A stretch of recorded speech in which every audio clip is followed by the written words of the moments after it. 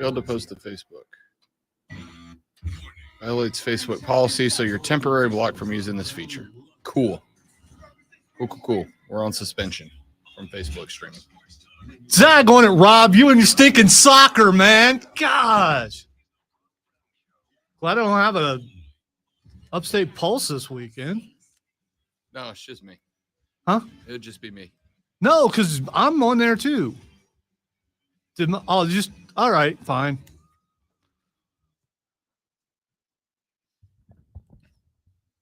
Last show of the year. You're right. It is just you. Okay. 2, 4, 6. I don't know. Last show of the year. You're not going to talk about how you got us banned because of soccer?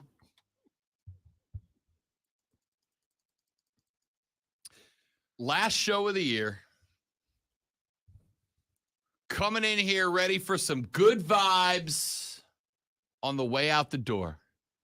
Thinking to myself, let's get the stream up, get ready to rock. We're going to have a great day. Can't wait. Apparently, yesterday, in my desire to talk sports, not just on the radio, but with those of you on the stream as well, I played a couple of clips from the Argentinian victory over France at the World Cup. And we got hit with Facebook trademark copyright violation numero dos. And Facebook has now temporarily suspended us from streaming live there. So, ladies and gentlemen, if you are a Facebook streamer and you just said to yourself, my goodness, it's 9:02 a.m., where is Rob? We're still on YouTube. You can indeed go to YouTube, search and subscribe to The Rob Brown Show. You may go to Twitch and search and subscribe to The Rob Brown Show. You may, of course, also find yourself on the Twitter page at The Fan Upstate, and it is streaming there live as well.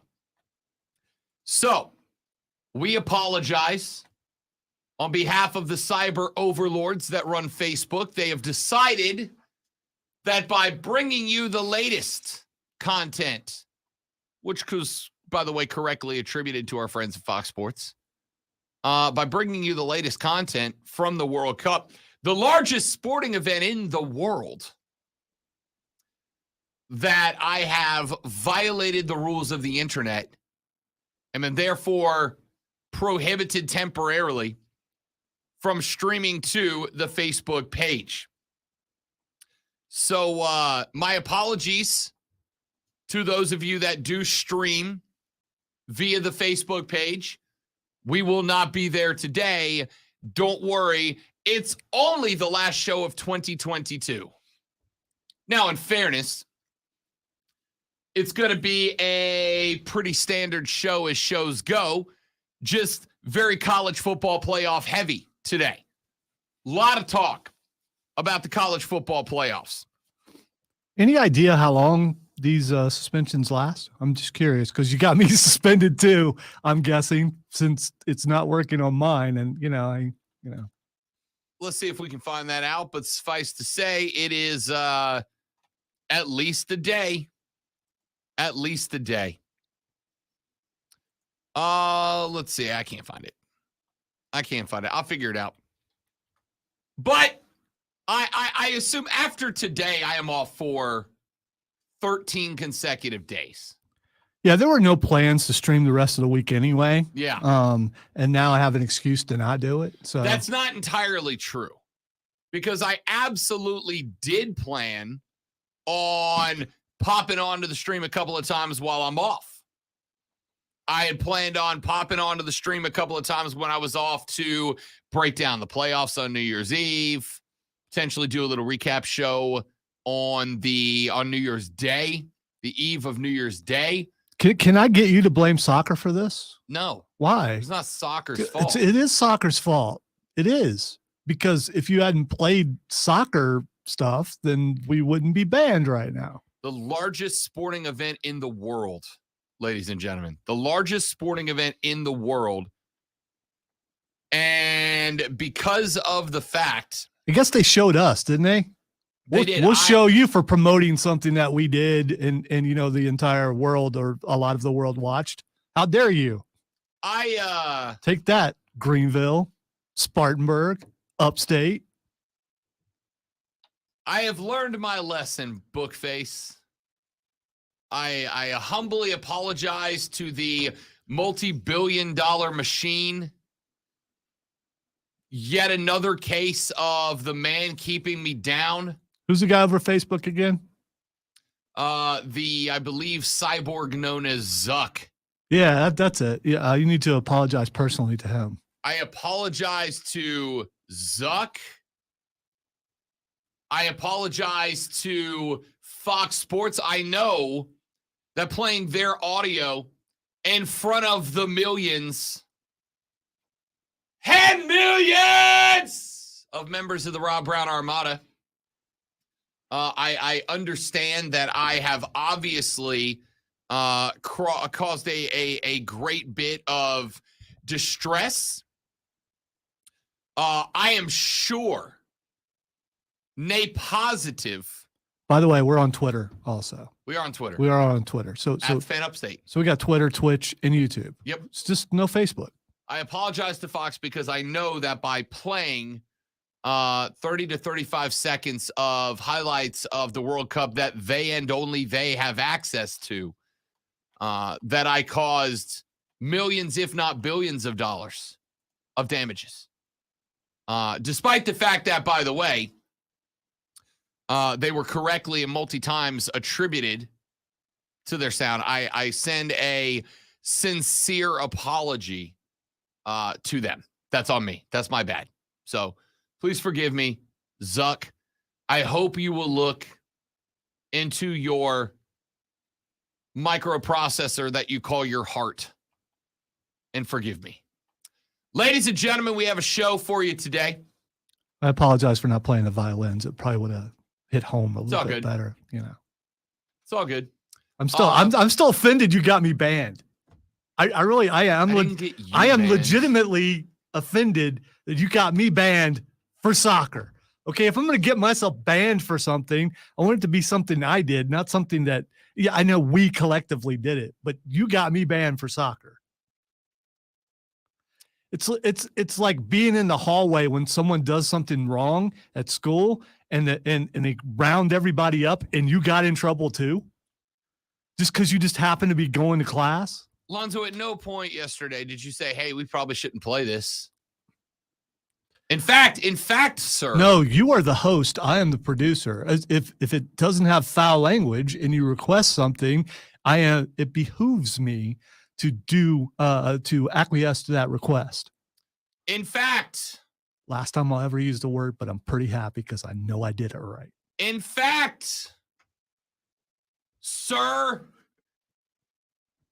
at any point you could have reached up and pushed a button that just takes the audio off the stream. Not even all the audio, just the audio we got in trouble for. So technically, Lonzo, this is your fault, not mine.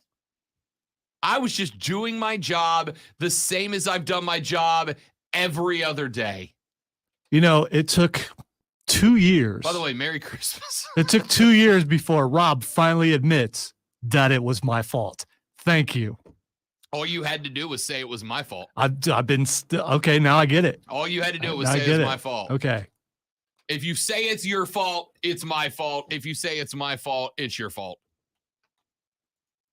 Ladies and gentlemen, welcome in. We are glad to have you. Happy whatever the hell today is. Tuesday. Friday for you. Friday for me. The next 12 days are Fridays for me. Pretty yoked about that. Pretty excited about that. This is Rob Brown has declared no Facebook today day. That's what it is. Yeah, I feel good about that. Feel good about that. I have said multiple times, though, if it was not for my job, I would leave social media. today I kind of get a brief taste of what that feels like. Freedom! Except we're still on. We're still on other every other platforms. social media platform. Yes, indeed. It will cut viewership down a good bit. But you know what? That's just like extra. That's icing on the cake because we're on the air, and that's what matters most. Still can't believe you got me flagged from Facebook. You'll be all right. You don't have anything to do on Facebook. So at least I don't have to go home and tell my mom, listen, Mom, I was just walking to class. You can so for the record, you can still get on Facebook. You just can't stream to it. Yeah, I'm on Facebook now. Yeah, I'm glad that that the Upstate Pulse doesn't have a show this week. Here's my question. I wonder if because I did it, if like everybody in the building is banned from it. No, I'm guessing no, because Tara's on there. I think it will only affect the pages you're affiliated with. So, which would be your personal page and no, because I'm affiliated with the other station. So, maybe you did take Facebook down for 2 stations. Way to go, Rob. Hey, let's talk college football playoffs today. What do you say? Because, ladies and gentlemen, I'm trying to avoid the inevitable of Georgia's going to kill Ohio State because I don't want to hear all that negativity because that's what it's going to be. And Rob's going to break it down and tell me how Ohio State is going to lose to Georgia. And it is Christmas. It's amazing how you're out of focus for some reason. I look like the murderer in every documentary. Man, they're coming at you. I'm surprised the AI ain't coming at me. I'm nice and clear. Why did both the lady friend and my mother text me, what the hell did you do within seconds of each other? What the hell did I do? It's the evils of soccer. I mean, and now we're seeing what happens. Stop it. This is not soccer's fault. Texas says, damn, Rob, just block us on Facebook. I didn't block anybody. The AI overlords are angry at Lonzo's consistent and repeated insults hurled their way. We're like, all right, we subject thy wrath upon thee. It is weird that we got blocked over one strike, although there have been other ones, but I think they've been like 3 to 4 months apart. So isn't there, I mean, do they accumulate? Do they keep accumulating? We're trying to learn here. We are. There are a lot of people out in the audience who have been banned before over bad stuff. Maybe you could text us and tell us how long you were in what they call Facebook jail. Facebook jail. I've heard of it before. Now I'm in it. It's real. Because of Rob and soccer. It is not because of soccer.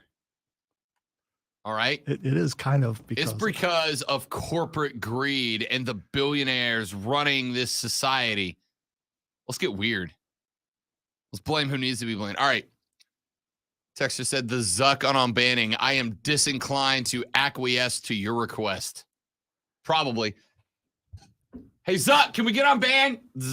I am disinclined to acquiesce to your request.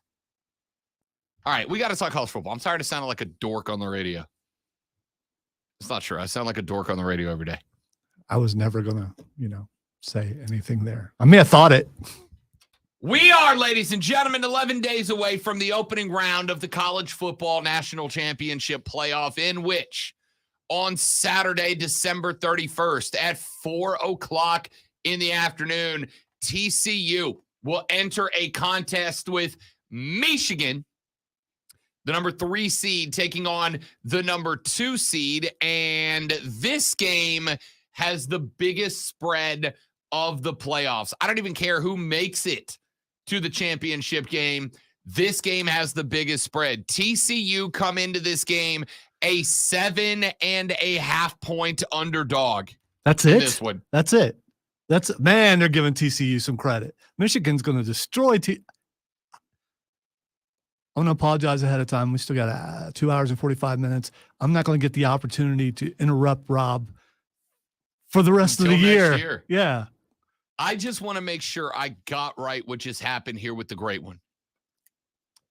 What just happened here was Lonzo admitted not but seconds ago that his goal in extending the conversation was to push off the Georgia is going to beat Ohio State stuff as long as possible. And then immediately went, Michigan is going to murder TCU. Cold-blooded, premeditated, first degree. Yeah, because then we can extensively get into why that's going to happen and push that other game off for a while.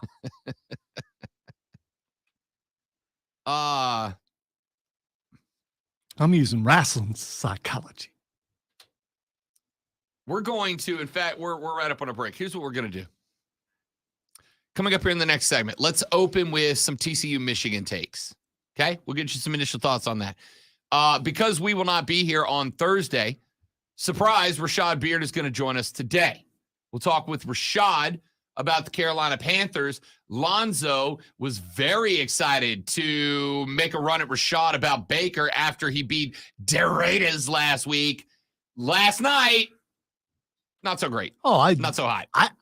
I still have something I can make a run at him about, if that's what you want to call it, so we can have some wonderful debate between he and I. I have something. The same thing I've been coming at you about. I have no problem with coming at him about that. But it's his time, so I don't want to take his time up. We'll talk with Rashad coming up at 9:35. And Baker may or may not enter the conversation at some point. We'll see how froggy Lonzo's feeling when we get there. Then at 10 o'clock, we'll go heavy into Ohio State, Georgia. Lay some thoughts down on that one. And then in the final hour of the show, it is a free-for-all Friday on a Tuesday because I am out after today until the new year. I am going to open up the phone lines, the text lines, the tweet lines, the email lines. I'm opening up all the lines. So many lines. And you guys will run that hour of the show. Anything goes. It is my send-off hour for 2022. You may call and ask Lonzo and I questions. You may bring up topics of conversation that otherwise would not be welcome on the air. Whatever you want to get into, the third hour belongs to you, dear listener, and there is nothing that is off limits in that hour. So stay tuned. Let's take a break. We'll come back. We'll talk TCU versus Michigan. Then we'll talk Carolina Panthers with Rashad Beard. Then we'll talk Georgia, Ohio State for a few minutes. Then we'll do kind of an overall look at the Final Four. And then the last hour is a free-for-all. Let's get weird on a Friday, Tuesday, Friday. Back after this on the Rob Brown Show on the Fan Upstate.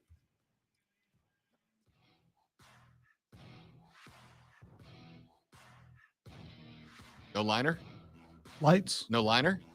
Yeah, I was waiting for you to do the thing. Oh, do the thing. Yeah. Hey, stay right there, stream. I have to do a thing. We'll be right back.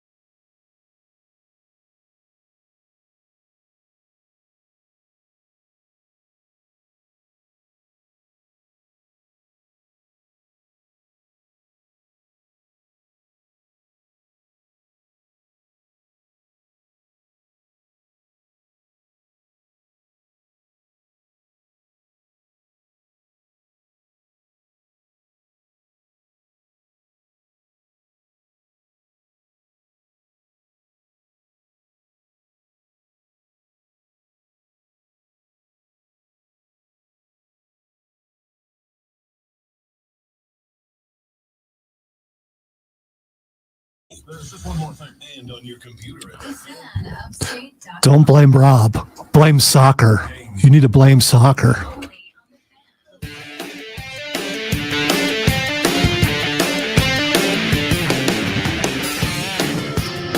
The Rob Brown Show rolls on. This is the Fan Upstate. Rob Alonzo and you. 844-FAN phone, 844-326-3663. Text us on the Preferred Home Services text line at 71307. Start your text with FAN, F-A-N, FAN. We'll read them on the air. Max Webb just jumped in to the chat, said, great job, Rob. Now I have another app on my phone just for you guys. Yeah, grab that Twitch app or the YouTube app. Either way, search for The Rob Brown Show. Subscribe to The Rob Brown Show on Twitch or YouTube, and you can watch the show right there on your phone. Plug your headphones in. The boss will never know. It's also on Twitter, which you may already have. Yeah, and if you already got Twitter, you can go there and watch it there as well.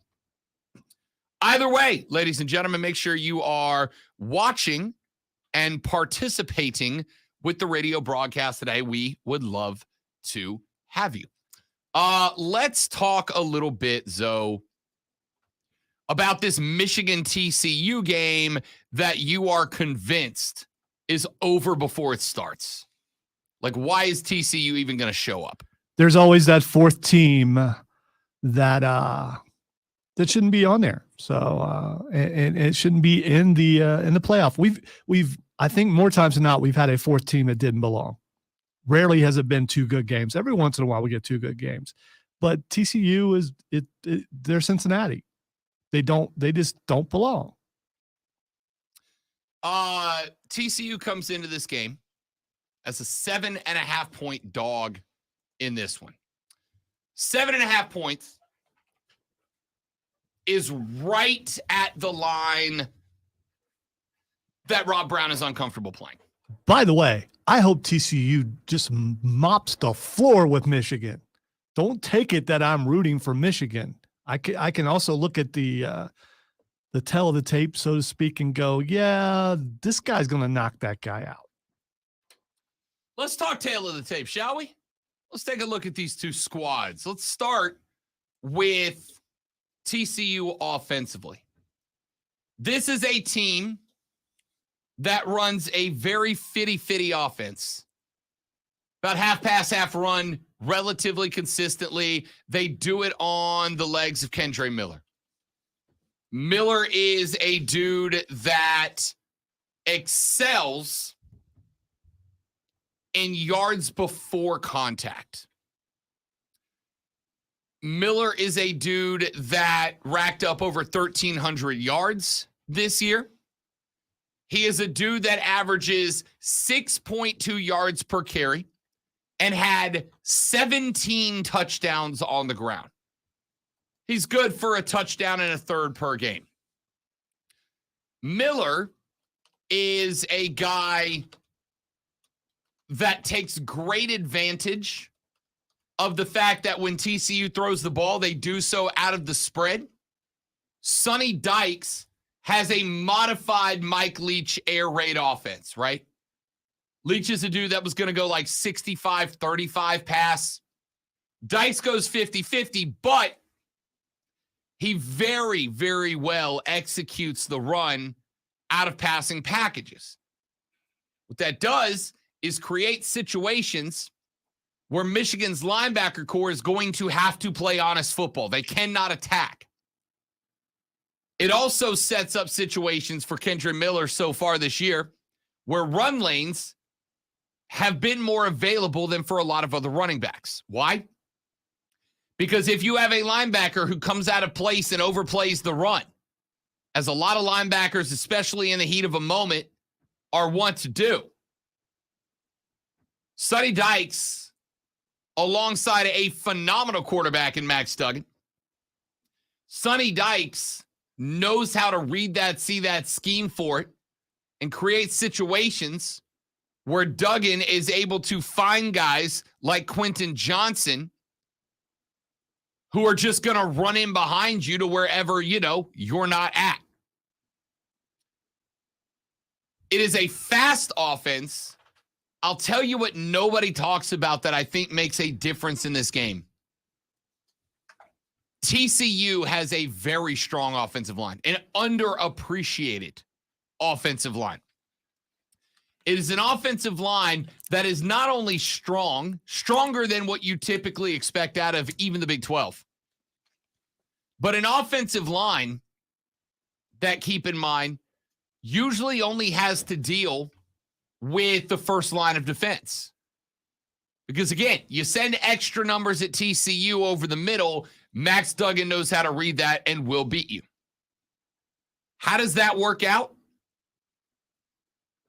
TCU nationwide ranks 4th in yards before contact per attempt. They are the 4th highest ranked team in the country in terms of getting their running back downfield 3, 4, 5 yards before he meets his first defender. Michigan defensively ranks 52nd in the country in yards before contact defensively. That is to say, 52nd in the country in terms of hitting the ball carrier behind the line of scrimmage or before they pick up positive yards. Michigan will let a running back get 2, 3, 4 yards before they get defenders there. 52nd in the country, TCU 4th in yards before contact.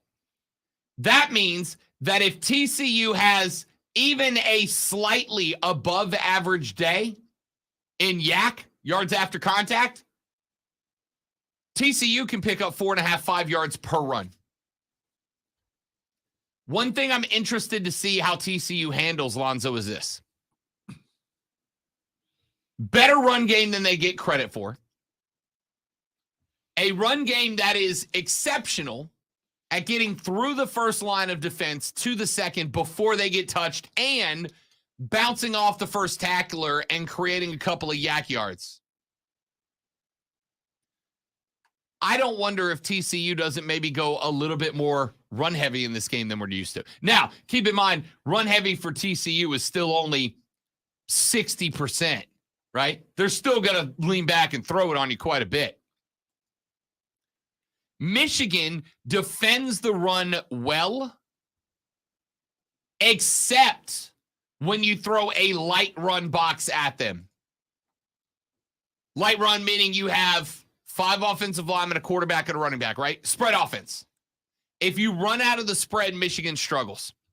Last 3 games for the Wolverines, Lonzo: Purdue, Ohio State, and Illinois. Against Purdue, when Purdue ran a light run box at them, 5 linemen, center, 2 guards, tackle, quarterback, running back. Means you got tight ends, you got wide receiver. Spread out means Michigan's defense has to spread out laterally to cover that area up. Against those 3 teams, Michigan allowed, against the light run box, 4.7 yards per carry to Purdue, 4.7 yards per carry to Illinois, and against the Buckeyes, with a light set, Lonzo, they allowed 6.3 yards per carry. When you stretch Michigan laterally, when you make them play the width of the field, and you take their cornerbacks out of the equation, and you just go our 5 versus your 5, right? Our 5 offensive linemen versus your 3 or 4 down linemen and 1 or 2 linebackers, TCU wins and Michigan loses. We talked about the fact that they averaged 6.3 against Ohio State. You guys got a pretty good run game this year. Kendre Miller? No, the run game is not that good. It ain't bad. Yeah, because... Is it better than TCU's? That's not hard to do, but... to be better than TCU at the run game? Yeah. The better guys for Ohio State are hurt. So, I mean, Ohio State played Michigan with their best running back not playing. I agree. You still have a decent run game behind an offensive line that's stout when they're at their best. But here's the point that I'm driving at. Ohio State. Okay, let's say it's Ohio State's not best run game, Alonzo. Ohio State ran the ball for 6.3 yards per play when they were running out of a light set without their best backs. Kendre Miller is a nearly 1,400-yard and 17 touchdown back who averaged 7.4 yards per attempt running in through a light box. That is the 6th highest rate in the country per Sports Info Solutions. The one thing that nobody's talked about, and we'll get deeper into this in the second hour of the show. Second hour, we're going to talk a lot more about these games. Second hour of the show, we'll get into it. TCU's run game is being overlooked. Because you think TCU, Max Duggan, you think the spread, you think the wide open, you think the air raid. And that's fair. TCU's an air raid offense. Nobody talks about the fact that TCU can create looks, create running lanes for their offense by lulling you to sleep and making you stretch the field laterally instead of vertically. You stretch laterally so that you don't get beat vertically, and then they just run it into your core defense, and they can beat you. Kendre Miller can beat you like that. Here's the other thing that I'm really interested in seeing, and then we'll take a break and go get Rashad Beard in here. On 44% of TCU's pass attempts this year, Lonzo, 44% were RPOs. 44% were a run-pass option, which means that when they do set you up with that light box, when they do create a situation where you start to get concerned, you start to get scared because of the fact that you know they can get at you vertically, Max Duggan has been one of the most efficient quarterbacks at running the RPO, meaning you've got to stay in and play the run even when it is a pass. Michigan's defense has not been exceptional against quarterbacks that are good at the RPO, against the light box with a running back that can do what Kendre Miller can do, of which they haven't faced that many. I'm telling you right now, this game's going to be close. I'm leaning Michigan. I like Michigan. I think Michigan wins the game. But I might take that 7.5 from TCU. I don't love it, but I might take TCU plus 7.5. That's a big number. Are you itching to tell me I'm wrong? You're welcome to. We got a second. No, I had my hand on the button to push the music so we could go to break. So I know, but you had the look like, oh, I'm about to get him. No, we're going to get into this a little bit more because I'm looking at stats that are different. Yeah, Michigan is the one to put these stats out. So I'm curious if they're just running their own stats. Okay. But I'm looking at, according to Michigan's matchup, Michigan has the 3rd ranked run defense. So all that stuff that you're talking about the running game for TCU, I think Michigan's got them. I don't want them to. I hope TCU runs all over them, but I'm just not buying what you're selling. It's all about style, baby. Is it? It's all about style. Is it? Yep. And we're going to talk about it more in the second hour. TCU doesn't belong in the playoff. We got to take who does? Who do you put there? Should Bama go again with 2 losses? They're next. USC with 2 losses out of the Pac-12. They're next. It's supposed to be the best teams. And is Bama better than TCU? Yes. So's Tennessee. Maybe not without Hendon Hooker. Maybe even Clemson. I don't know. I would not take Clemson over TCU. We'll talk more about that in the second hour. Rashad Beard's up next to talk Panther football. Second hour, all college football playoff talk. Third hour, I don't care what we talk about because I'm off for 2 weeks. So whatever you guys want to get into in the third hour, doesn't matter to me. Back after this with Rashad Beard on the Rob Brown Show in the Fan Upstate.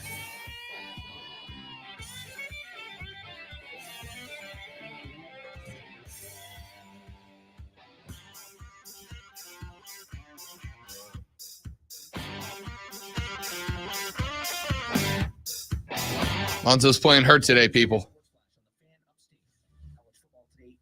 Playing hurt.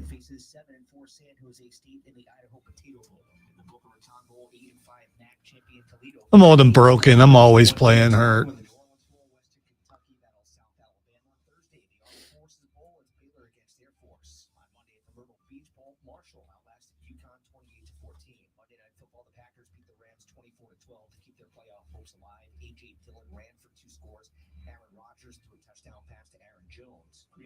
To 6-8 with the win. Rodgers 22 of 30 passing, 229 yards with a touchdown and an interception. The defending Super Bowl champion Rams dropped to 4-10. They played without 3-time Defensive Player of the Year Aaron Donald. No, if I was playing Hurts, Jalen Hurts, my shoulder would be kind of bothering me because Hurts ain't playing.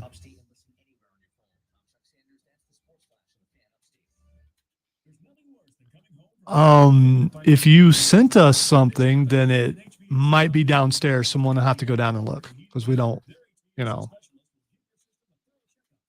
building's not open anymore.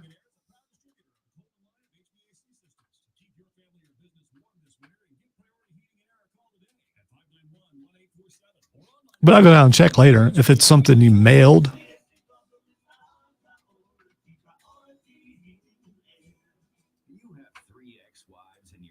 Or did you leave it at the front door and then, knock and run? Is it something that was burning as you left?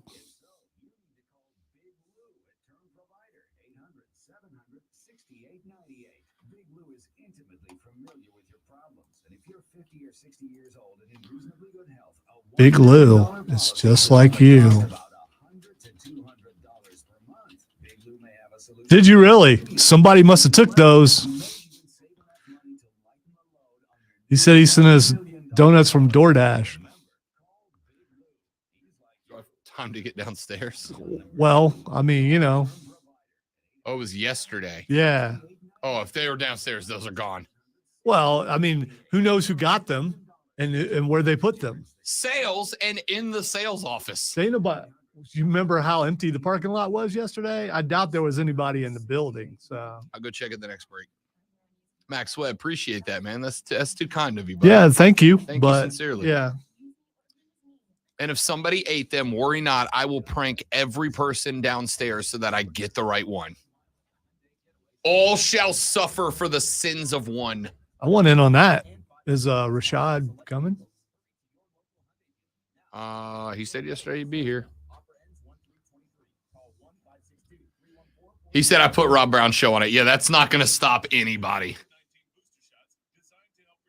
You could put Rob Brown Show on it, and I could be holding it, and it wouldn't stop. Depending on what time it got here, they'll be like, well, Rob's not here. Yeah. No one from the show is still here right now, so it would be horrible for us to let these go to waste. I'll go check at the break.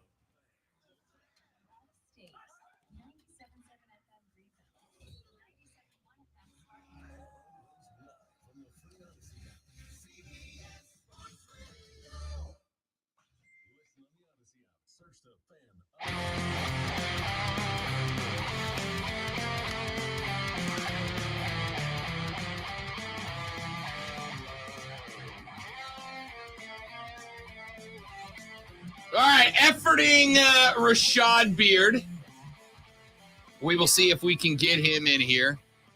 He did say yesterday that he would join, but that was yesterday. Today's today. It's a new day. Yes, it is. So I'll let you know if we can get Rashad in here before we get up on out of here for this hour. But let's keep going. Maybe he's still in Canada.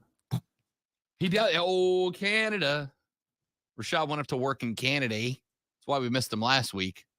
See if we can get him in here today. I'll let you know if he shows up.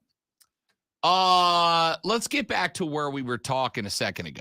What if he only joins? No. What if he only joins through Facebook?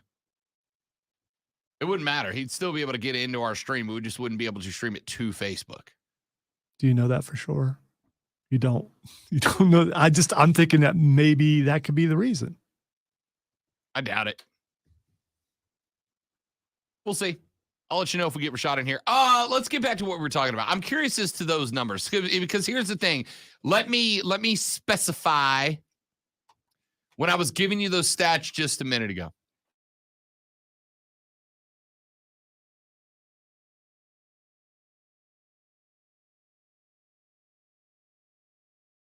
I was very careful to specify runs in a certain situation is where they struggle.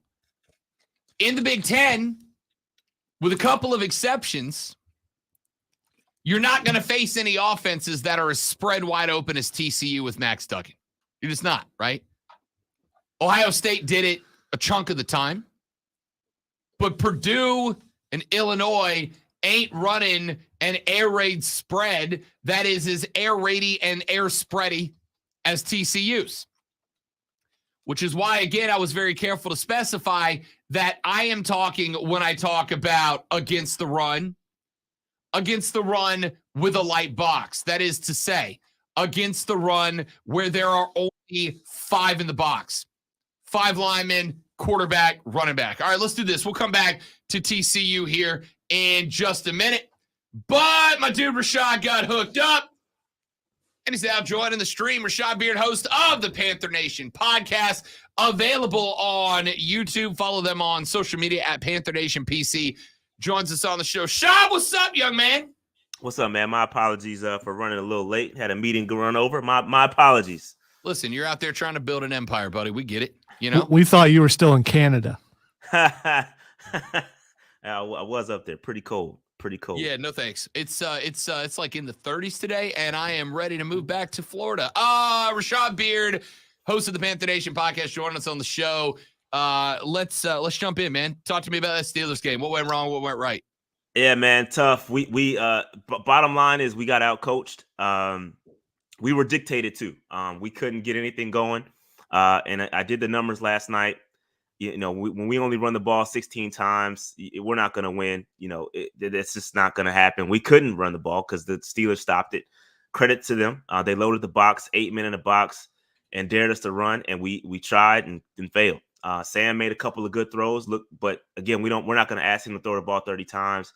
It's not going to happen. So we were outcoached, point blank, period. Defense couldn't stop a nosebleed. And that's just what it was. That it was pretty cut and dry. We essentially got our own game plan put on us, and that's exactly what happened. That's what I said. That's what we talked about coming in here. I thought that Pittsburgh ran. In fact, I even said at one point, I thought in the second half, all I wanted to see was Carolina do to Pittsburgh what Pittsburgh was doing to Carolina, right? Like they are telling you, they are doing to you what we all said you need to do to them. And the only difference was that Pittsburgh said, yeah, we're going to keep doing it no matter what. And Carolina, for whatever reason, was like, okay, this game plan's not working. Let's do something completely different. It felt very Matt Rule-y for the first time since we didn't have Matt Rule no more. Yeah, and this is why I'm not on board with just handing the job over, right? Everybody wants to give Wilks the job, and I'm like, hey, man, we got 3 games left. We have to pump the brakes. And that's my biggest thing. It's like, look, we got to see what's going on. And yeah, we got out coached. And listen, Mike Tomlin, that's a good coach over there, and that's a good, tough, physical team over there. And man, they really made us look like some punks. Really, the one play, where the guy was all in our huddle, man. He's like daring us, just talking crap to us, and we just, like let it happen. So, they took it to us. They took it to us, and credit to them. I want to thank Rashad, because I was going to argue with him, but me and him are on the same page. Yeah. You can't give the job again with Wilks. I like the guy and everything, but he hasn't matched Matt Rule yet in victory. Well, he has not. And yeah, the team looks better some weeks, and other weeks they do not. Right. Listen, where's the consistency? All right. Here's what I'm saying. Then I want to get Rashad's thoughts on it. Part one is, of course, he hasn't matched Matt Rule. He's 1 game behind.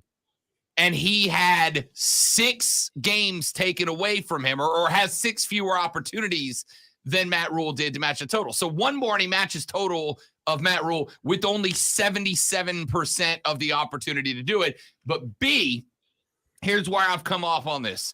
Rashad, there are 2 aspects to coaching. 1 is culture building, and 2 is, coaching a damn football game. I think that Steve Wilks has shown us he can build the culture. The guys have rallied. They seem to like him. I've heard a lot more defense of Steve Wilks than I ever did for Matt Rule. Problem is, in the couple of games that have been tough, there's been 1 or 2. One early that I kind of dismissed, and then against Pittsburgh where it's like, You went out, you tried the game plan. It didn't work early, so you just scrapped it and decided to go to an entirely different game plan. That took me in a week from, I think this dude is well on his way to earning the job, to, you better win out. Like, you better win out. Yeah, listen, I think, I mean, listen, your numbers are correct. Like, he's had less opportunity, and I feel like he is working with a staff he did not choose. That's true too, right? McAdoo is not the guy he chose to work with. So would he do better with a guy that's not named Ben McAdoo? Maybe. We don't know. We don't know. But at the same time, you have to be able to win with what you got. And I feel like, again, the culture building, I think he's done a great job. You're right. But at the same time, I don't want to be just average. Like, listen, I want a coach that's going to be able to outcoach Mike Tomlin. I want a coach that's going to be able to take us to the next level, not just be a good coach, right? That's what I want in Carolina. I'm sick of being just good. I want to be great. So if we have the opportunity to go out there and get a coach that's great, potentially, let's go out there and get a coach and not just settle for Wilks just because he's that guy. And I like Wilks. I want him around. I like him. I think he should stay as a defensive coordinator if we can go out and get a better head coach. This is my personal opinion. But we get out coached. If we're not successfully running the football 40 plus times per game and averaging about 150, 160 yards per game, we are going to lose. This is point blank period. We're losing. It's proven fact. All of our losses, we're averaging like 20 rushes per game. All of our wins, we're averaging 40 plus yards or 40 plus rushes per game. That's just bottom line. And we've got to find another way to win. And that's what killed me. And then if you take a look at the yardage, I looked it up the other day. It's like in the wins, it's up over 180 a game. And in the L's, it's under 50.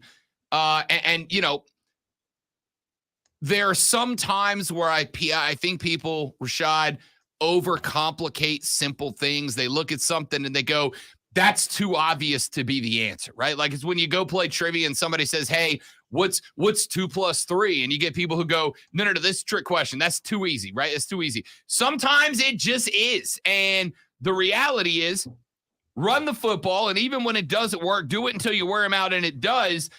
You can't win throwing the ball. Sam Darnold's fine as a game manager if you're getting that 180 a game and you just need him to throw it 17, 20 times to keep cornerbacks from blitzing you constantly. Yeah. That, to me, was the game on Sunday. The rush didn't work initially, so they're like, scrap it. Let's just do everything except the one thing we're good at. Yeah, they literally dared them to put the football in Sam Darnold's hands and throw the football. And it worked a couple of times. Right, they were literally playing one-on-one, man-to-man outside, daring our receivers to go out there and beat them. And in some cases, it worked, but over the course of the game, it just didn't. They put the football in Sam Darnold's hands, and obviously, they know, just like every other Panther fan knows, that we don't want Sam Darnold throwing the football. They don't want Sam Darnold throwing the football 30 times a game. Nobody wants that, and we were dictated to. And like I said, credit to Mike Tomlin and them. They worked out the game plan to perfection, and it worked. And now there's a blueprint, right? There's a blueprint to beating the Carolina Panthers. If you can force us to run or force us to pass, we're going to lose. We have to go through the ground. Luckily, like I said earlier, a couple weeks ago, the teams that we're playing aren't necessarily good against the run. And I thought the Steelers weren't that great against the run. They gave up 250 on the ground just a prior week, and then they just completely shut us down. We've got to get better in the trenches. Up front, we got to be better. Those guys at a G check against the Steelers, and they got to come back swinging next week. All right, you keep crediting Mike Tomlin. You mean the next coach of the Carolina Panthers, right? Hey, if that's the case, then I'll take it. I'll take it. Look, I don't want to go down that particular rabbit trail because one guy said it one time on one station. A reputable guy who's been known to tell the truth. I don't disagree. Saying that there might be some smoke. That's all I'm saying. But Florio was speculating. I thought it was a tryout. Then I'm down for Tomlin coming. Well, of course you are. I'd be down for Sean Payton coming. I'd be down for Bill Belichick. Like what we're down with. Yeah, I'd rather have Tomlin out of those three. Here's my thing. Unless Pittsburgh is straight up tells Tomlin, we're either trading you or you're fired. And I don't mean this to be a shot at the franchise, Rashad, but unless Mike Tomlin gets told you're either accepting a trade or you're fired, in what world does Mike Tomlin end up in Charlotte? Yeah, I don't see it happening. Okay, that's it. That's all I needed. I don't see it happening. You guys are no fun. That's it. That's all I needed. Rashad Beard, host of the Panther Nation podcast. All right, Rashad, last one, and then we got to split to the break. We now, once again, thanks to the Cincinnati Bengals, still control the own destiny. That is to say, Carolina wins out, they win the division. It's on the Panthers what they want to do in this playoffs, if they want to be in these playoffs. To me, I think Lonzo agrees on this. The number one challenge is Detroit, right? Like, you get by Detroit this weekend, a team is playing better football, a 500 ball club. You get by Detroit this weekend. Tampa Bay showed that they're still exceptionally beatable. New Orleans stinks right now. This game is the season at this point. And thank you. Shut up. Yeah, no, I think you're right. The Lions are a tough team, bro. And listen, I think they're like 6-1 in the last 7 games. They air it out, and that's my biggest concern. And we just got torched by Mitch Trubisky, okay? And they got some really good receivers, and I'm concerned. I'm concerned about this game. This is going to be a tough game. If we want it, like you said, we control our own destiny. All you got to do is win, and you're in. And win out, and we're good. We win the division. We're going to the playoffs. It feels good to play meaningful football, but I want to actually be in the playoffs. Let's go out here and win a division. It's going to be a tough game, though. Tough. That Lions team is tough. Hopefully we can get the run game going, and we'll see what happens. We'll see what happens. Rashad Beard is the host of the Panther Nation podcast. Follow them on the Twitter at Panther Nation PC. But more importantly, hit them up on YouTube. Click search, subscribe, ring the bell, do all the YouTube stuff. Merry Christmas, Rashad. Yeah, Merry Christmas, Absolutely. Rashad. Merry Christmas to you guys, man. Appreciate that. It has been a blast, my guy. The next time we talk to you, it will be in 2023. And at that point, it'll either be the Panthers know they're on the way, or we'll have a Week 18 matchup for a playoff spot, man. For sure. Against the Saints, too. Should be fun. See you then, big dog. My guy, Rashad Beard. And excellent, by the way, troll of subtlety thrown in there, ladies and gentlemen. He is the best. Rashad, we'll talk to you in 2023, big dog. Peace out, guys. Thanks. See you then. That is Rashad Beard, Panther Nation PC on social media. And, of course, you can hit them on YouTube, Panther Nation Podcast. We are back after this. Rob Lonzo and you on the Fan Upstate.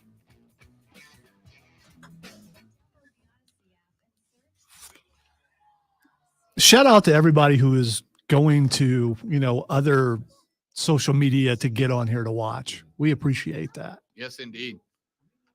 That's effort. We know it's effort. We appreciate it. Despite what soccer has done to all of us. Lonzo!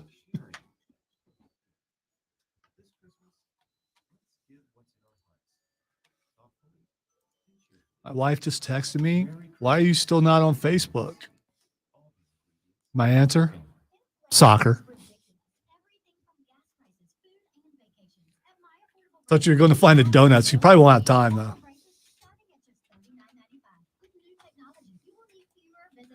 Wonder where they would have ended up, because I don't know who would have answered the door. Engineering's not here. They're like sitting at the front door and hurry. You got 3 minutes. There's no way you're getting down there and back. I hope he took his keys, because if he didn't, he's not getting back up here.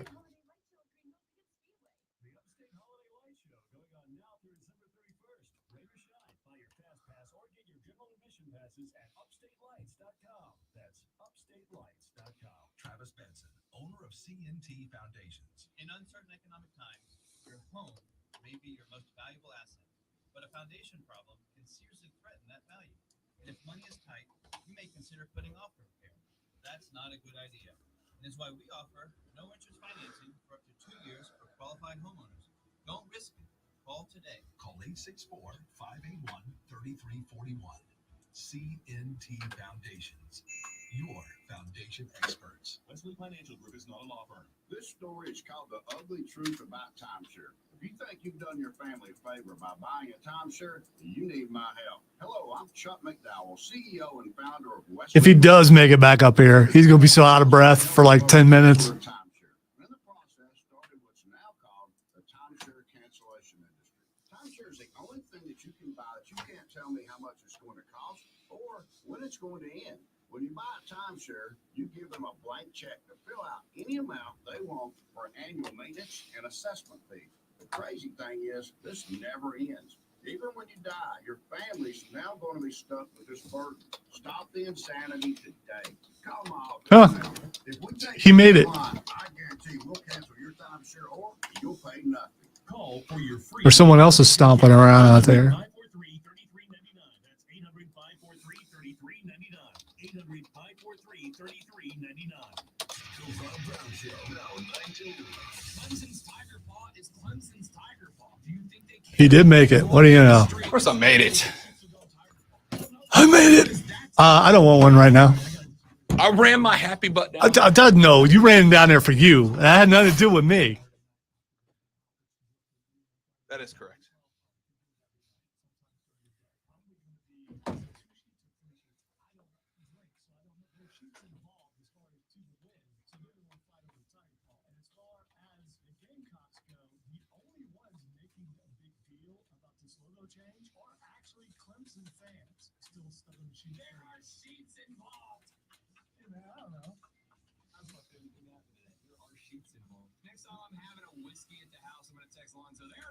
So were there any donuts missing? Oh, yeah. Only 2, which is surprising. But it was absolutely in the Was it in the kitchen? kitchen, yeah.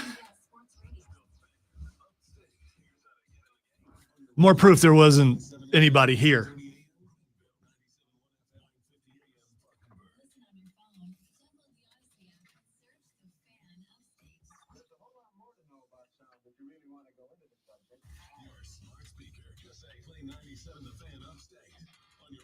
You got 2 hours left for this year. Oh my gosh. Only 2. Warehouse in the first break.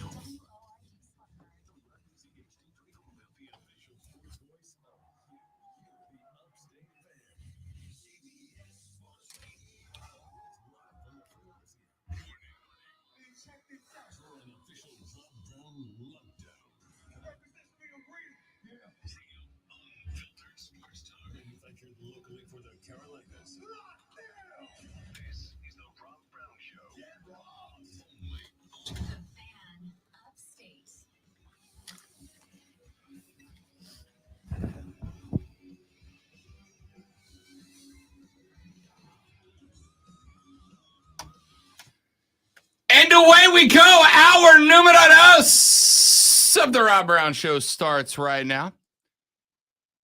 My man, Steve popped in yesterday and sent us a box of Krispy Kreme through Uber Eats.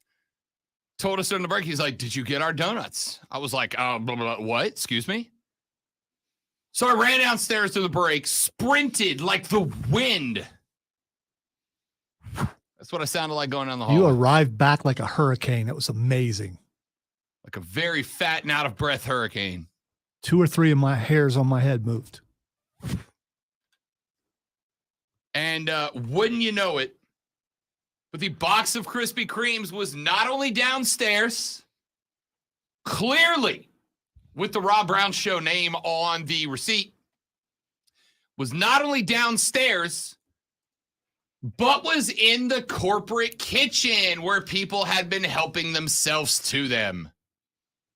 All right, there were only 2 missing, but there were some missing. And the thing is, when there's a label on something that's for someone, I mean, if you see something like that, it shows up at your neighbor's door. Do you go help yourself just because you brought them in, or do they consider that the fee for bringing the donuts in? According to this receipt, it was delivered at 12:08 p.m.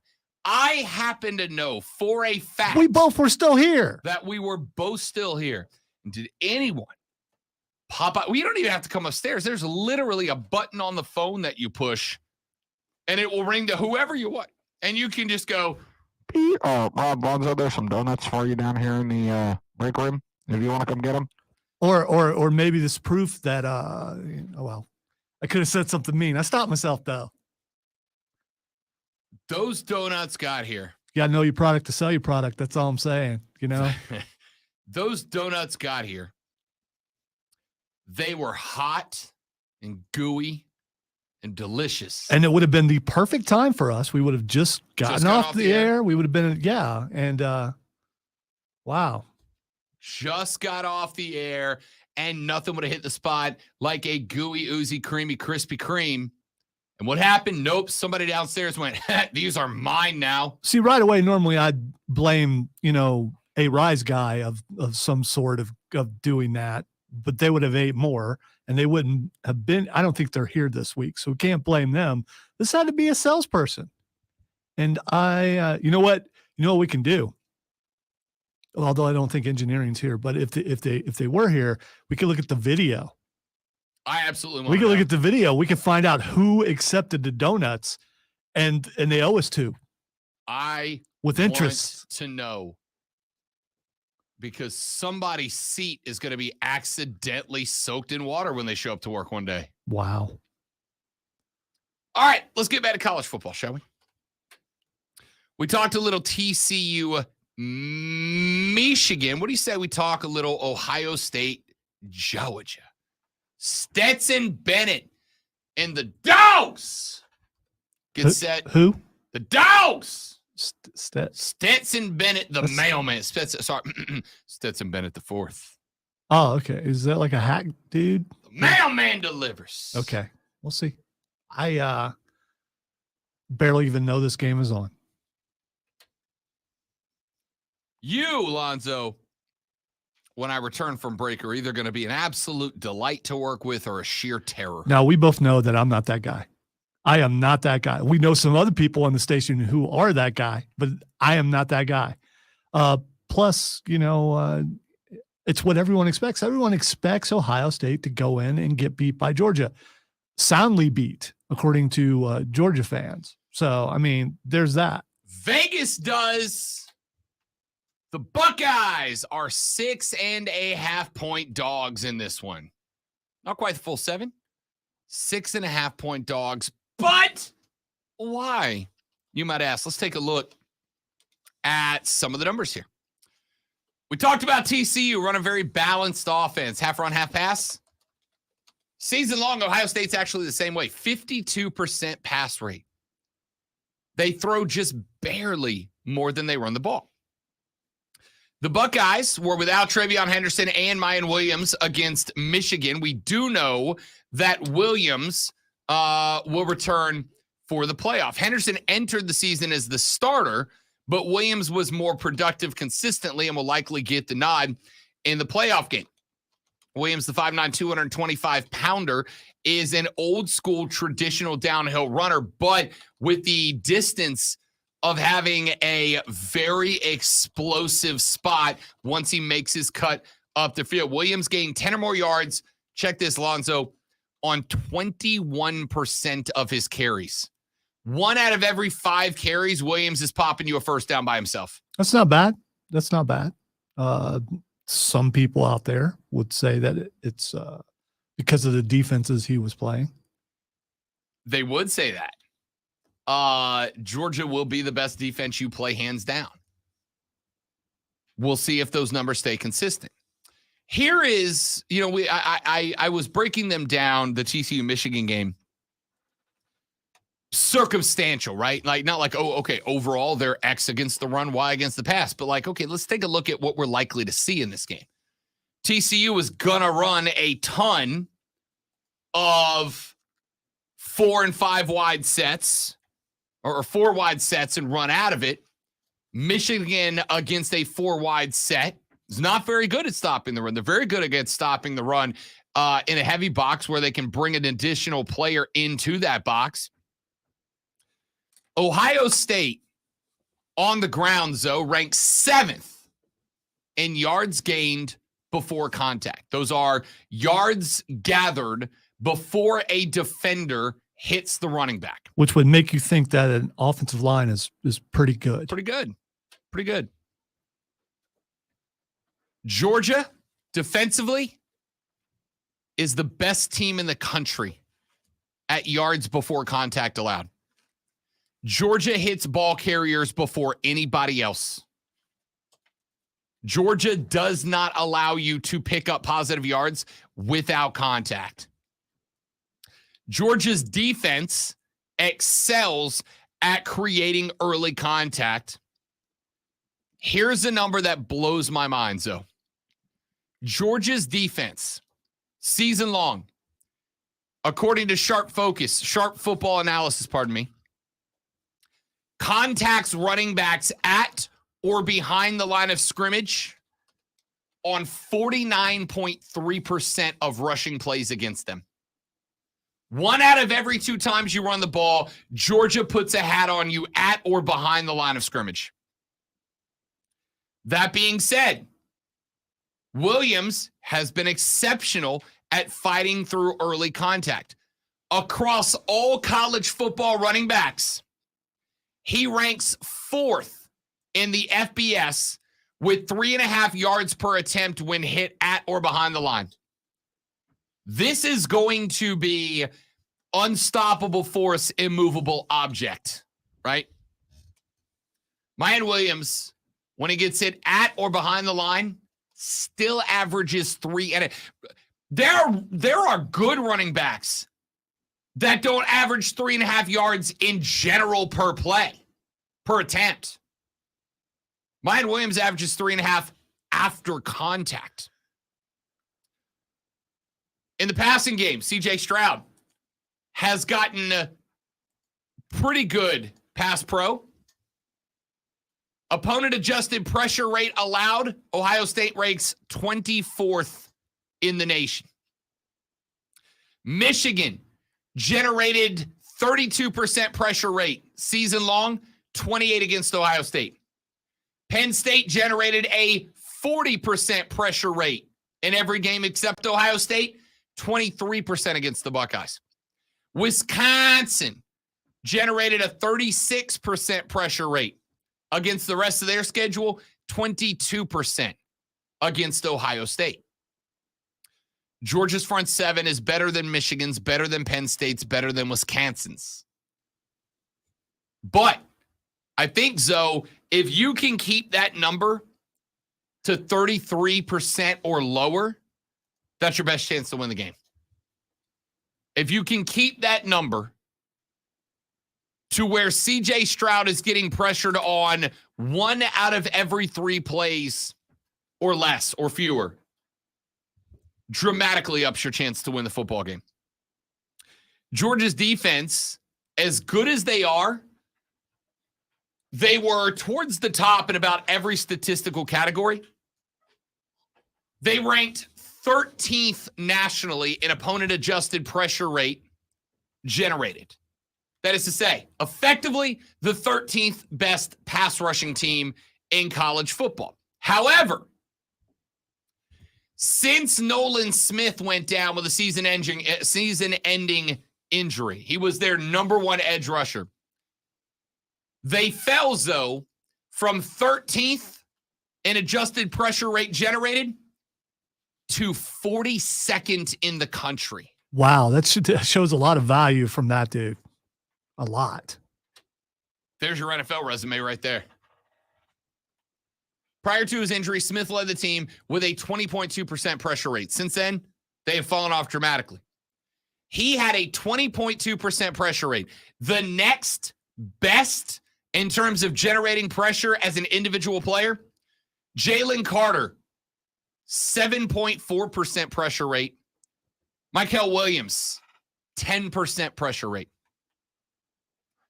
Williams is going to get into the backfield 1 out of every 10 pass plays. Carter, 1 out of every 7.5 pass plays. It is going to be, Zoe, your offensive line that wins you or loses you this game. Can you create a situation where the contact against Williams happens 2 or 3 yards down the field instead of at the line, right? Happens at the line. He averaged against the Big Ten 3.5 yards after contact. Against Georgia, let's say that number comes down to 2.5, right? A little bit bigger, a little bit better on the inside against the run than Illinois. Let's say it comes down to 2.5. The difference in this game now comes, Lonzo, down to where that first contact happens. If you can get him a yard and a half before he gets hit, right? If you can push Georgia off the line and get a yard and a half before he's hit, now all of a sudden 2.5 turns into 4 yards of carry. 4 yards of carry wins you a football game. Ohio State's OL versus Georgia's DL. And I know it kind of gets cliche because for the most part, every football game is won or lost in the trenches, right?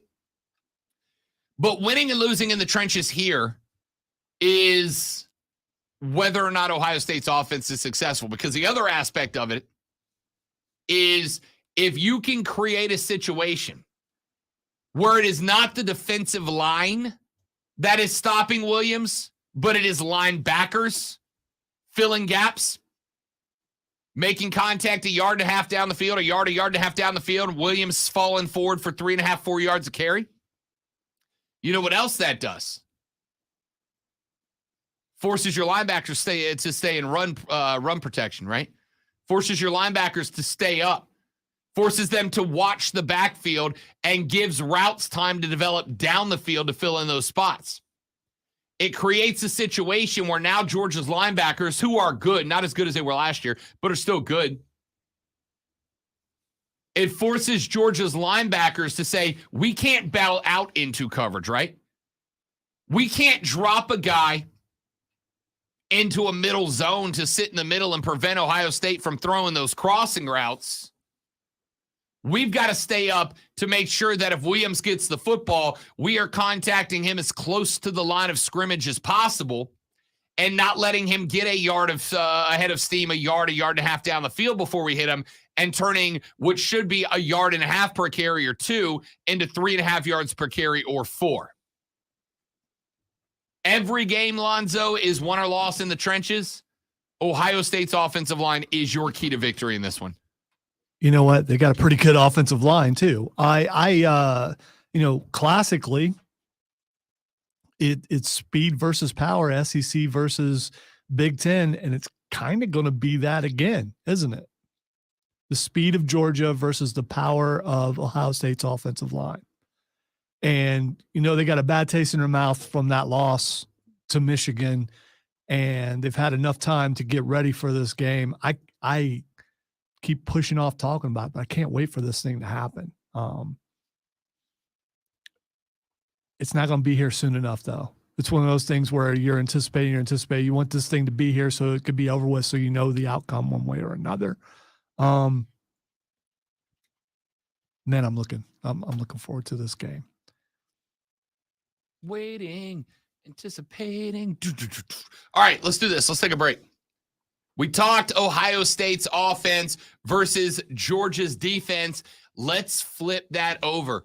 Let's take a look at Georgia's offense versus Ohio State's defense. When we come back, then we will make our prediction on this game. We'll wrap up this hour with Michigan's offense versus TCU's defense. We'll make our pick in that game. And then, again, the third hour of the show is a free-for-all Friday. You guys run that hour of the show. Anything you want to talk about. Sports, not sports, pop culture. Ask Lonzo his deepest, darkest secrets. We don't care. Anything and everything goes in the third hour of the show, so get your phone dialing fingers ready. Let's take a break. We'll come back. We'll look at Georgia's offense versus Ohio State's defense next on the Rob Brown Show and the Fan Upstate. Warehouse. Be right back, guys.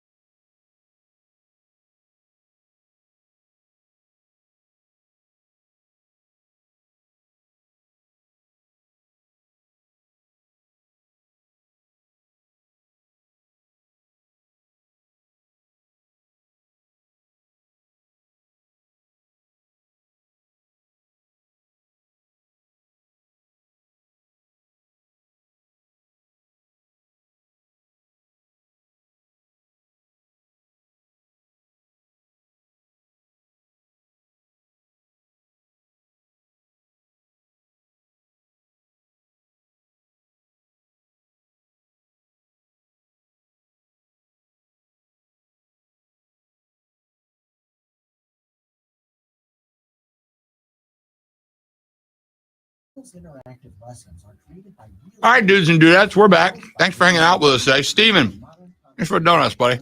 You have made this fat guy very happy. Nosotras vamos a México en 2 días y ahora hablamos español. Gracias, Babel. Sí, muchas gracias.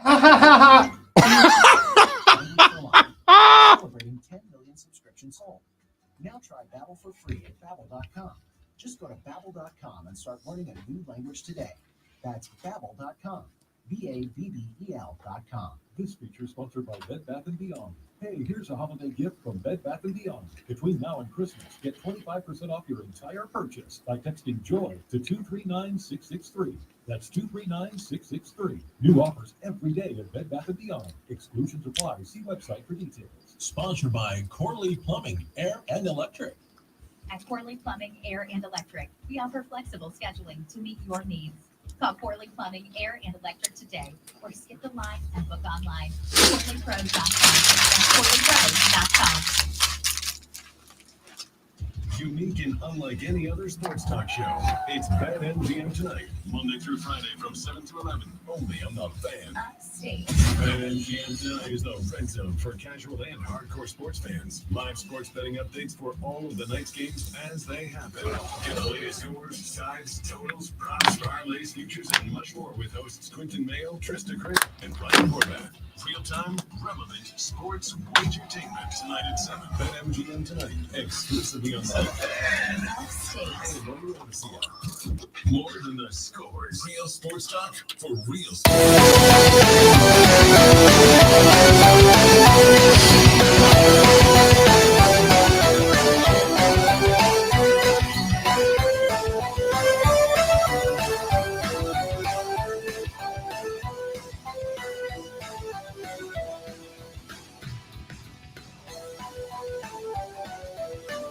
The Rob Brown Show rolls on. This is the Fan Upstate final show of the year for your boys. Well, collectively. I'll be here the rest of this week. I won't be. I'm out tomorrow through Friday. I'm out all next week. I shall return to you ever triumphantly on January 3rd.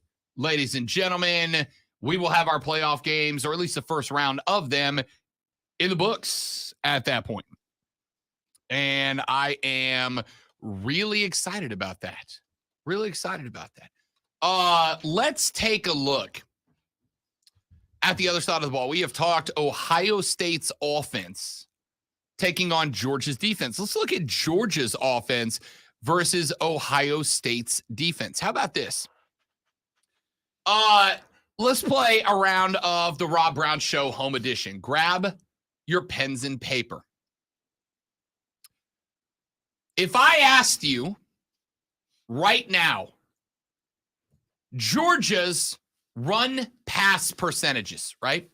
Percentage of plays that were runs, percentage of plays that were passes. What's that split? 70-30, 75-25, 60-40. I'm going to go 60-40. 60-40? Yes.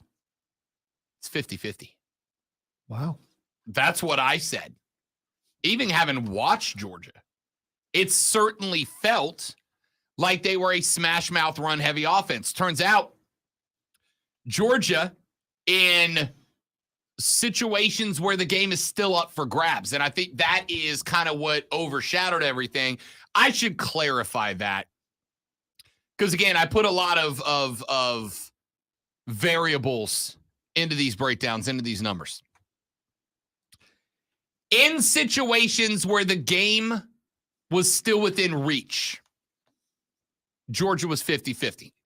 Towards the end of the games, the run game obviously became much more prevalent because most of the time, more often than not, Georgia was just burning up clock. But in situations where the game was within 2 scores, Georgia was a 50-50 quarterback. In the run game, this is another spot that I find interesting. Yards before contact, that is to say, number of yards on average accumulated by the ball carrier before they are hit for the first time.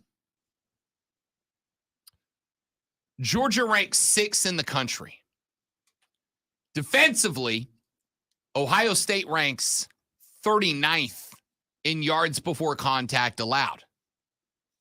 Ohio State is a team, Zoe, that relies heavily on cleaning up tackles, right? It's a team that is not going to get a lot of contact behind the line of scrimmage. They're going to get most of it a yard down the field. I will say it this way. Ohio State's going to have to be perfect tackling. Have to be perfect. No room for mistakes tackling the football. Now, Ohio State does have one thing going for them. While they are 39th in yards before contact generated, they have the 5th highest rate of contact at or behind the line of scrimmage, 50%. So they are going to step up, and they are going to hit you at the line when they bring pressure. So they blitz a lot is what you're saying. They blitz, a lot of stunts, a lot of twist up front, a lot of extra pressure. The problem is if they bring pressure and that pressure does not get the stop on the first run, right? Like you bring A-gap pressure. If the A-gap blitzer does not hit the running back and he ends up going B-gap away, you give up a lot of pre-contact yardage, right? And that's a problem here for Ohio State. This is one of those places that makes me shade towards the Bulldogs. The fact that Georgia brings heat, Ohio State brings heat, and they're going to do it against Georgia. The problem is, so they bring heat, and if the heat doesn't work, that's okay. They clean it up on the other side. They bring heat, but if the heat doesn't work, you're getting 2.5, 3 away. Which means that they need to understand where the weak side is. They need to understand and be very good at making sure that if the pressure is coming off the right side, if the pressure is coming towards the strong side, that the weak side linebacker understands that and does not get out of assignment. Does not get unnecessarily blocked, does not run into a block, but plays their assignment, holds down their gap, hits, and then hangs on for the cavalry to arrive. Bulldogs starting running back Kenny McIntosh averages 1.9 yards per attempt when hit at or behind the line of scrimmage. That is 7th in the SEC alone. So Georgia is a pedestrian team, though, if you can get to them before the play gains ahead of steam. If McIntosh builds up any sort of leverage, any sort of acceleration, any sort of momentum, he becomes much more difficult to bring down. You get him at the line or in the backfield, he's very pedestrian. He's one of those guys that the initial run, the opening run, he's got to get some room to operate to get up to full speed before he becomes more dangerous. Ohio State must make sure that they are disrupting the run game of Georgia. Problem is, you cannot do that and sacrifice leaving open slots in the field down there because Stetson Bennett, while not a spectacular quarterback, very Drew Brees-ish. Stature-wise, didn't look like much. Remarkably accurate with the football. And if you are bringing additional heat that opens up zones in the field for guys to run and sit down in, Stet will find them. Ohio State, Lonzo, in my opinion, is going to have to play the most disciplined defensive game that they have played all year. That includes against Michigan. Do not let McIntosh build up ahead of steam. Bring one extra man more often than you don't, but make sure that wherever he's coming from, the defenders that have to fill that gap for that player recognize it and do so. Because a guy out of position against Georgia will get you killed. I think people forget how close that Ohio State-Michigan game was until near the end when it got away from them. That was a tight game. That was a close game. And that's the kind of game they have to play against Georgia, except for that end part where they messed up. Except for that part. Yeah, except for that part. So you play that type of game. You talk about pressure. They got to do that early. They got to disrupt early because Ohio State is the kind of team who likes to play from ahead. They don't want to play catch up because that's why they lost to Michigan, and they'll lose to Georgia if Georgia gets out front quick. I'll give you one more stat. Stetson Bennett has been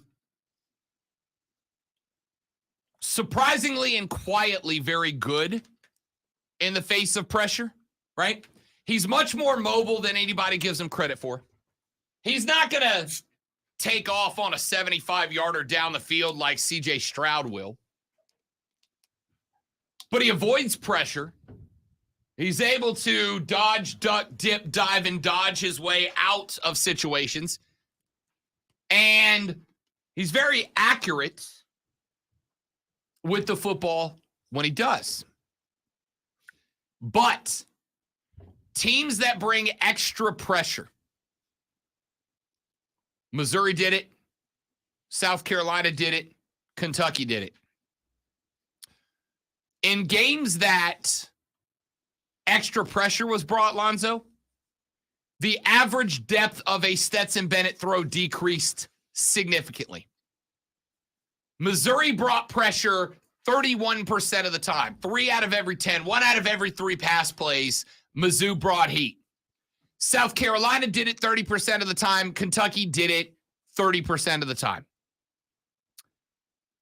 In the game against Missouri, the average depth of a Stetson Bennett throw was 8.5 yards.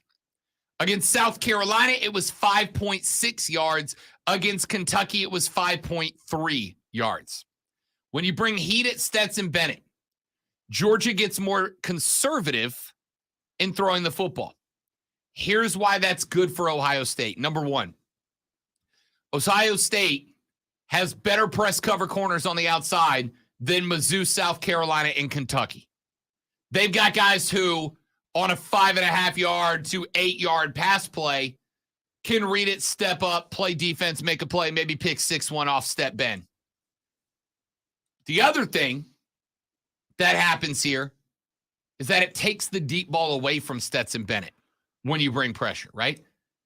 When you're bringing an extra man, sometimes two, Stetson Bennett does not look down the field for the home run ball. He does not look to stay in the pocket, wait for a route to develop over the middle, stare down the pressure, and take a hit while delivering a deep shot. Step Bennett starts checking outside. Step Bennett starts looking for the outs, the ins, the slants, the crosses, the stick routes. That's what he starts looking for. I feel a lot more comfortable if I'm a Buckeye, Lonzo, if I know that by bringing 1 or 2 extra and by varying up where that 1 or 2 extra is coming from, that Stetson Bennett's not looking home run ball. Now I'm playing press coverage on the outside with a single high cover safety saying, all right, if one guy goes deep, you run in his pocket, everybody else play up at the line of scrimmage and keep your eye on the football. The fact that Georgia's average depth of attempt drops so dramatically when you bring just 1 extra rusher makes me, if I'm Ohio State, Zoe, feel like I've got an extra advantage on the outside with the caliber of defensive backs Ohio State can deploy against any wide receiver for Georgia. I'm curious what the Georgia fans in the audience think about this. Do they think this is an easy game, that they're just going to run over Ohio State? Because I haven't heard a lot of, I don't want to say howling. What's a bulldog do? I don't want to say crowing because that's not, I mean, I just haven't heard a lot of noise. They bark. Out of Georgia. They bark. And by bulldogs, I don't mean actual dogs. I mean full grown ass men will bark in your face. No, they don't. They don't do that. that. It is a lot. They do not do that. With all due respect to the handful of Georgia fans that are out there listening, if you see one of your full grown ass men friends barking into the face of another man, You is this sparking a greeting or is this a challenge? It's like they're like okay, all right. Like Florida fans yell gator bait. They do? Yeah. They didn't Saturday. If you see a full-grown man barking into the face of another full-grown man, you should tell them to stop. It's not a good look for you or your program. Unless your last name's Steiner, then it's all right. Different. Yeah. All right, so there's some thoughts on Ohio State versus Georgia when Georgia's got the ball. Zoe, let's go on the record. Your thoughts, your pick.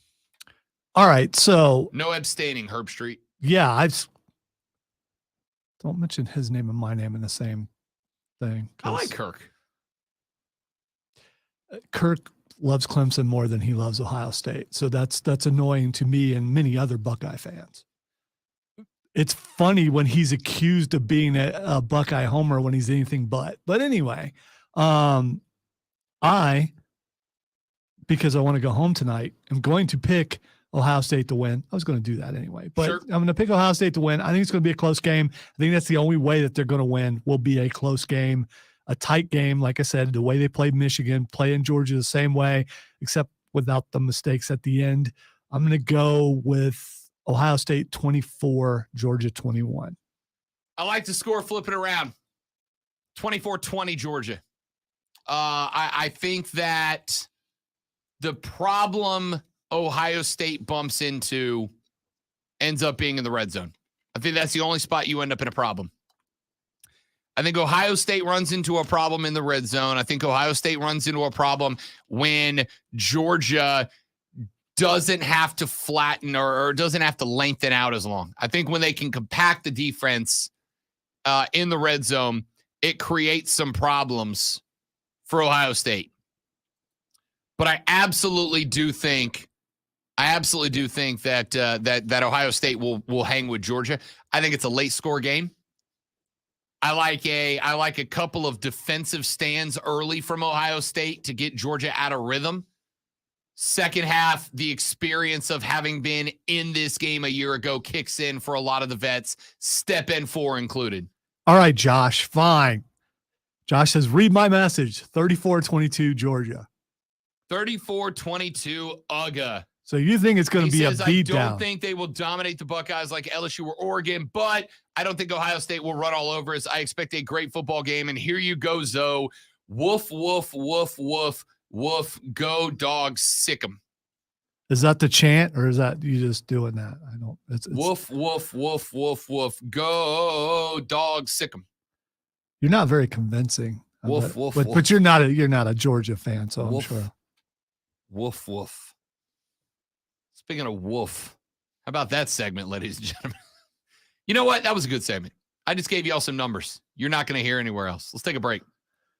Come back.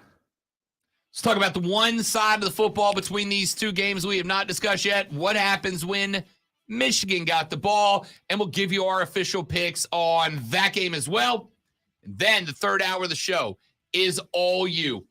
Anything you want to talk about, everything is on the table. Pop culture, music, sports, television, movies, random questions you wanted to ask us all year but can't, favorite memories of the year, whatever you want to get to. That's all coming up on the Rob Brown Show and the Fan Upstate.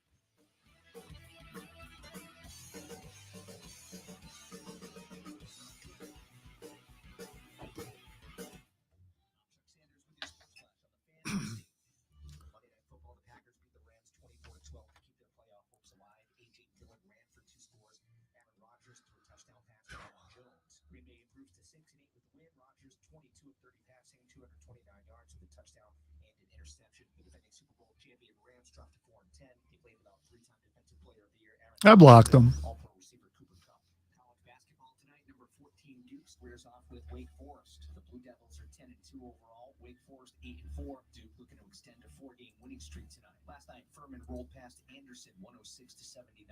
Gardner-Webb 116-55. That doesn't look right. Presbyterian beat Allen University 90-70. Charleston 83-69 winners at Coastal Carolina.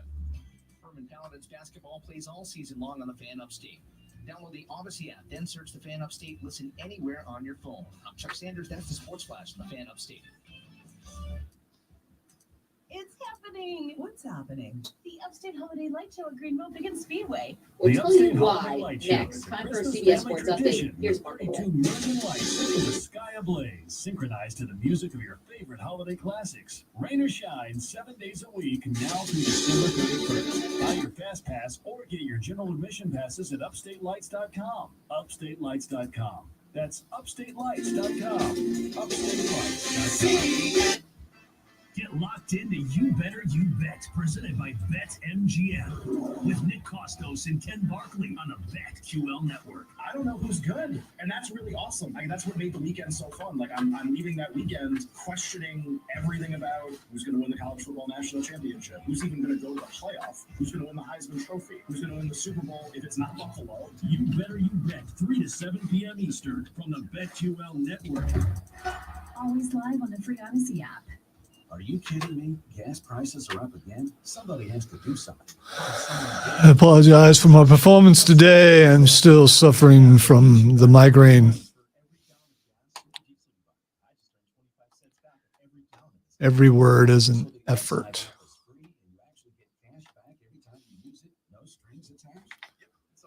Although it is a sinus thing, I was able to take some sinus medicine yesterday and get some relief. But if I take sinus medicine here, I'll be asleep under the console. Don't tell me it's non-drowsy because my body says, yep, I feel good. I'm out. Download the free Upside app and get cash back on every gallon of gas. Use promo code GOLF for an extra 25 cents per gallon on your first fill up. That's code GOLF. Use code GOLF for an extra 25 cents per gallon back in your first fill up. Tap back to available gas in New Jersey, Wisconsin. Hi, I'm your unused PTO. It's almost the end of the year, and if you don't put me on a timesheet, I will be gone forever. That's funny, Steven. Although he may have finally watched it. I don't know. What's that? Well, I'm not going to read for you. No, still haven't.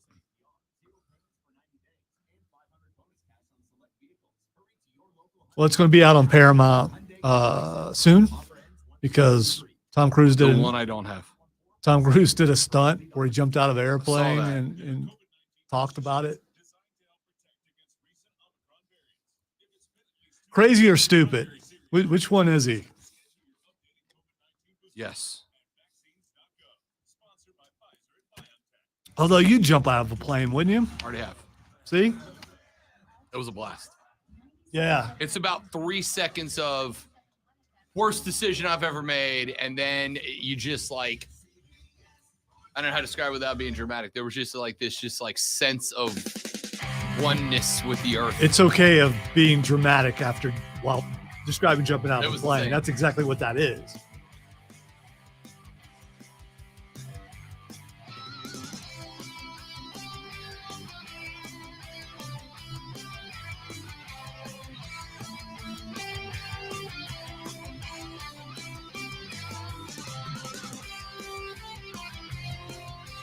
I found on Spotify yesterday, Zoe. Let's see if I can dig it up and get it to you.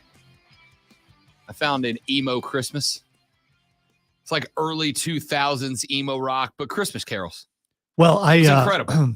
My daughter is going somewhere. There's like at that one room that you guys went to see the Radio Room. Yeah, they're great doing, little dive. They're doing an emo Christmas karaoke or something like karaoke. that. I got so Yeah. excited. You took me from 0 to 100 to -10, just like that.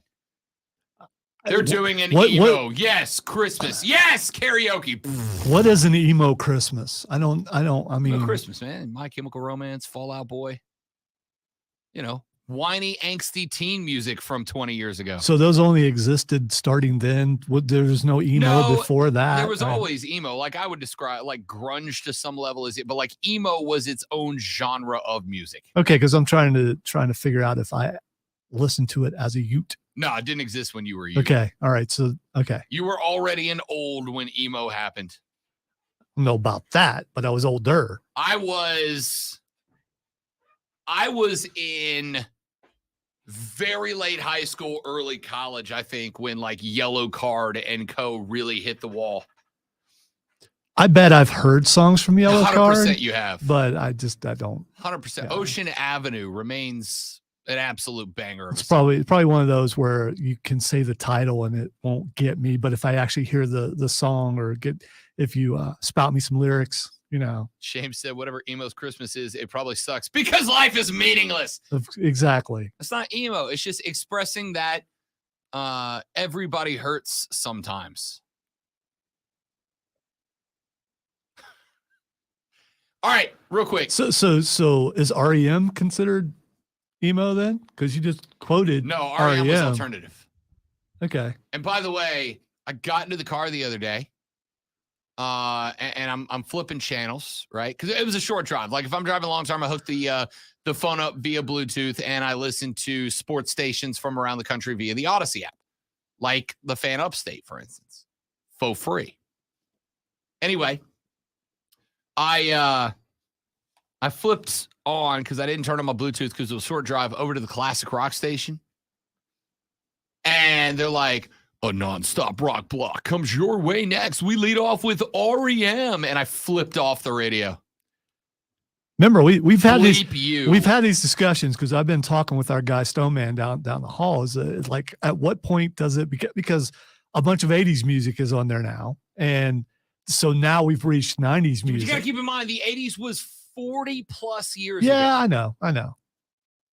They're playing stuff from when I was in college. Yeah, which was 20 plus years ago. I was way past that when you were. That's what I'm saying. College, so yeah. Your stuff is definitely classic now. My stuff should not be, but is. But I was trying to talk about the feeling that I understood your feeling when they started playing 80s stuff. It's like, okay, I am now classic, but I just would like to welcome you aboard because you are now classic also. Coming up next on the Rock Block, Smashing Pumpkins. No! Yeah, man, that's actually, they're pretty old. They've been around for quite some time. Oh. Yeah, 90s is like 30 years, Rob. So, yeah. Michigan, the most heavy run offense remaining in the college football playoffs at a 60% run clip, 60% run rate in situations where the game is still alive. Interesting from TCU. You're going to see Michigan run the ball a lot in this game because TCU runs a 3-3-5 defense, which you don't see a ton of. But a 3-3-5 defense, we've talked a lot about those light box scenarios. TCU is going to put 6 in the box in the 3-3. And then of their 5 nickel, they pay a nickel back as their base defense effectively. Speaking of nickel back, they're classic rock now too, right? Absolutely. They play a nickel defense, but they're going to walk one of their DBs up somewhere to give you a false front 7, right? That is going to push Michigan into running the ball unless, and this is what TCU wants, nothing will be better for the Horned Frogs than getting up early on the Wolverines. TCU is going to come out of the gate hot. They want to play from ahead because, as Lonzo pointed out, Michigan not necessarily a team built to play from behind because of the fact that they want to run the ball more than they pass it. If you put them in a hole early and you force them into becoming pass heavy, especially against the TCU defense that is better against the pass than the run, you've got a much better opportunity to beat them. And that ultimately is what the goal is going to end up being. Obviously, Michigan will be missing Blake Corum. You can expect a heavy dose of Donovan Edwards to fill in those base numbers. Here is where Michigan, unless they allow TCU to jump out early, has the advantage. Donovan Edwards against a light box, a 6-man block, 5 or 6-man box. Against a light box, averages Lonzo 7.9 yards per rushing attempt against the light box. 8 yards when he runs the ball into a 5-man front. 8 yards. That's insane. He is also running for 8.5 yards when not contacted in the backfield or at the line of scrimmage. If the first guy doesn't get to Donovan Edwards, Donovan Edwards is setting you up with a 2nd and 2 or a first down almost every time he touches the ball. Here's what's really interesting. Let's take a look at J.J. McCarthy's numbers real quick, and then we'll make our pick and get out of here for the hour. Against 4 defensive back sets. That's what most teams run, right? You run a 4-3, you run a 3-4, you set 4 DBs. Against 4 DBs, J.J. McCarthy, Lonzo, is completing at 74.4% for 9.4 yards per attempt. Against 5 DBs, which is the base TCU runs in the 3-3-5, J.J. McCarthy is completing at less than 55%. 1 DB drops him from completing 3 of 4 to dropping him to completing 2 of 4. What's your pick on this game, Zoe? Now knowing the few advantages TCU brings into this, what's your pick in this one? I didn't hear any advantages. Michigan 34-10. Just a total blowout. Yeah. I like this one to be more high scoring than the other one. I am going to go 35-30 Michigan. I think TCU is going to shock some people with their offensive efficiency. Give me 35-30. The Horned Frogs fall to the Wolverines, setting up a Georgia-Michigan final. Ladies and gentlemen, the third hour of the show belongs to you. Anything you want to talk about. I want your best memories of this show in 2022. I want to know your favorite sports memory of 2022. I want to know what you want to know from us about 2022. The third hour is only listener participation. You don't call in, text in, tweet in, email in, and talk to us about something. Zoe and I are just going to talk wrestling for an hour. No problem. Back after this on the Rob Brown Show for the final hour of 2022 right here on the Rob Brown Show in the Fan Upstate. The sports voice of you, the Upstate fan. Welcome to the Upstate. Now CBS Sports Radio.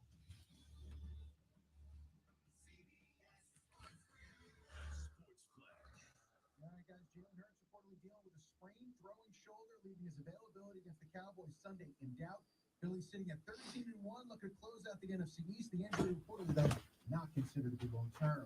Monday Night Football takes us to Lambeau Field tonight. Packers and Rams looking at roughly 17 degrees at kickoff, with no possibility, and that's exactly the way Aaron Rodgers likes it. The same speed. I feel like on our field, too, we have the advantage. We know where we're going on a wet, cold field.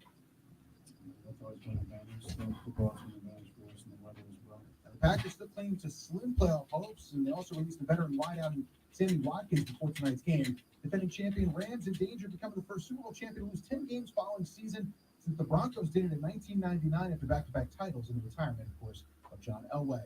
Colts will likely have to make do without Jonathan Taylor for the remainder of the season. That a high ankle sprain. He went down early in the Colts lost to the Vikings, where they set the new NFL record, blowing a 33-point lead. College football, you got the Myrtle Beach Bowl, you got Marshall in front of UConn 28-14 in the fourth. And former Super Bowl champion Willie McGinnis arrested for assault with a deadly weapon, released on $30,000 bond. I'm Marco Bolet. Jim Rome here, coming up Tuesday in the Jungle, a conversation with Coach K. See you Tuesday, 12 noon Eastern and 9 Pacific.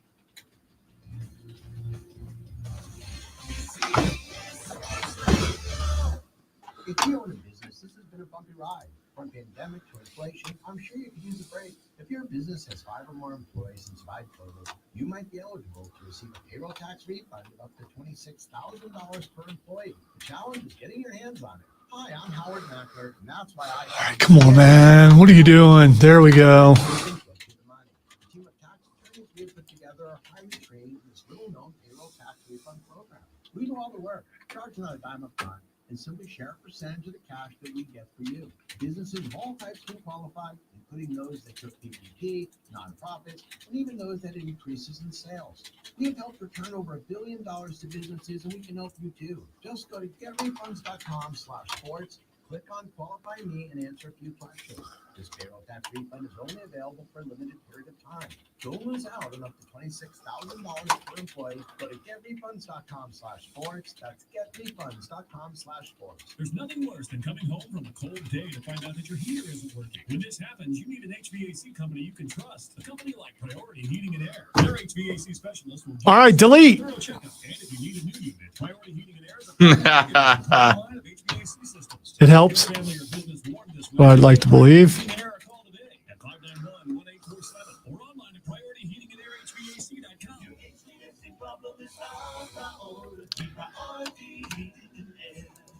Sean Ezel entered the mortgage business in 2001 after leaving the Marines. He felt that local veterans and people in the upstate weren't getting the service they deserved when it came to buying a home.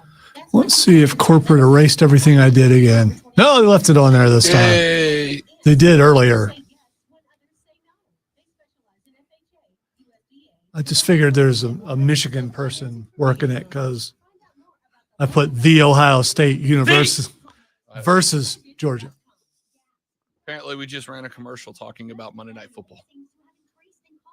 Who said that? Somebody on the text line.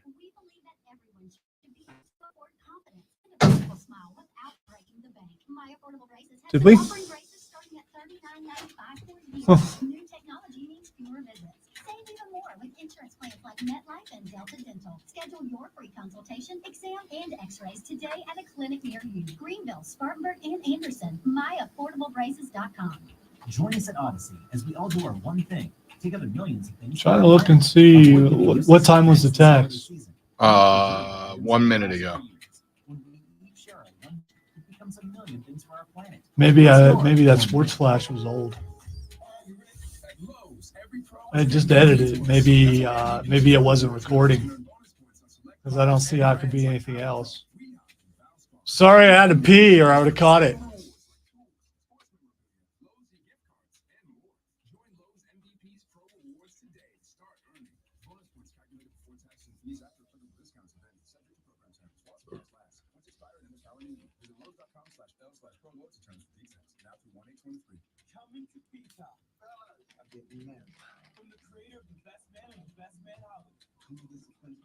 Yes, he will.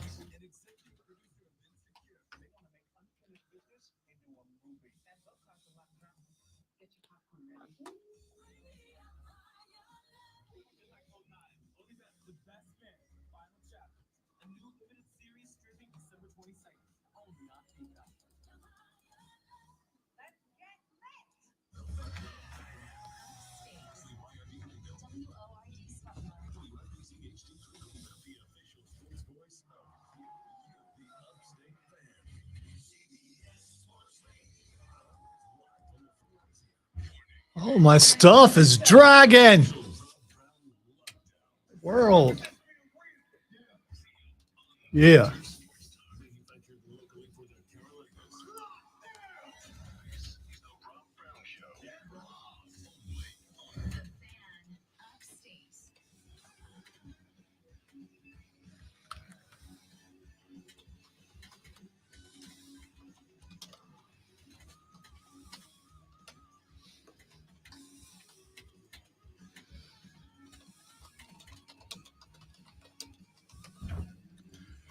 The third, the final, the best, the money hour of the Rob Brown Show starts now. This is the Fan Upstate. Welcome back, ladies and gentlemen. The final 60 minutes of the year for me are underway.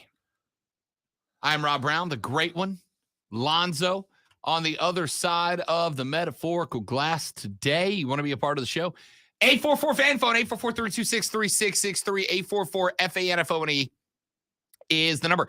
You can also shoot us a text on the Preferred Home Services text line at 71307, 71307. Start your text with FAN, F-A-N, FAN, F-A-N, and we will read them on the air, ladies and gentlemen. In this hour of the show, anything goes. It is wild card free for all. I'm off for a couple of weeks. Next time we speak, it'll be, or at least on the air, Next time we speak on the air, it'll be the new year. And so I want you guys to have control of this hour. Anything and everything goes. It does not, it can be sports related. It does not have to be sports related. You can ask me anything that you would like to ask. If there has been a burning question you wanted to get in, but it wasn't sports related, this is your hour. If you've got a hot take you want to get in, this is your hour. If you want to just call in and boat talk your rival, this is your hour. No one is getting turned away on the phones, on the text line, on the tweets in this hour of the radio broadcast. So if you want to get in, now is the time to do it. 844-326-3663 or text us at 71307. Start your text with FAN. Any questions you want, anything you want to get into, does not have to be sports related. I don't care. It's my last hour for 2 weeks. Let's have fun. Texter says, Rob, I'm curious about the nuts and bolts of the show in general. Can you talk about how you guys prepare for a show, what that looks like? Also, I'm fascinated at the depth of knowledge you guys have about sports, i.e. player stats, teams, etc. How do you know so much about somebody's stats? Years of study, or do you prep it specific to your segment? I don't mind shedding a little light on that, taking you behind the scenes just a little bit. Let me tell you how a day in the life of one Rob Brown works. And I'm actually going to start it at the end of the show. And you'll see why in a minute.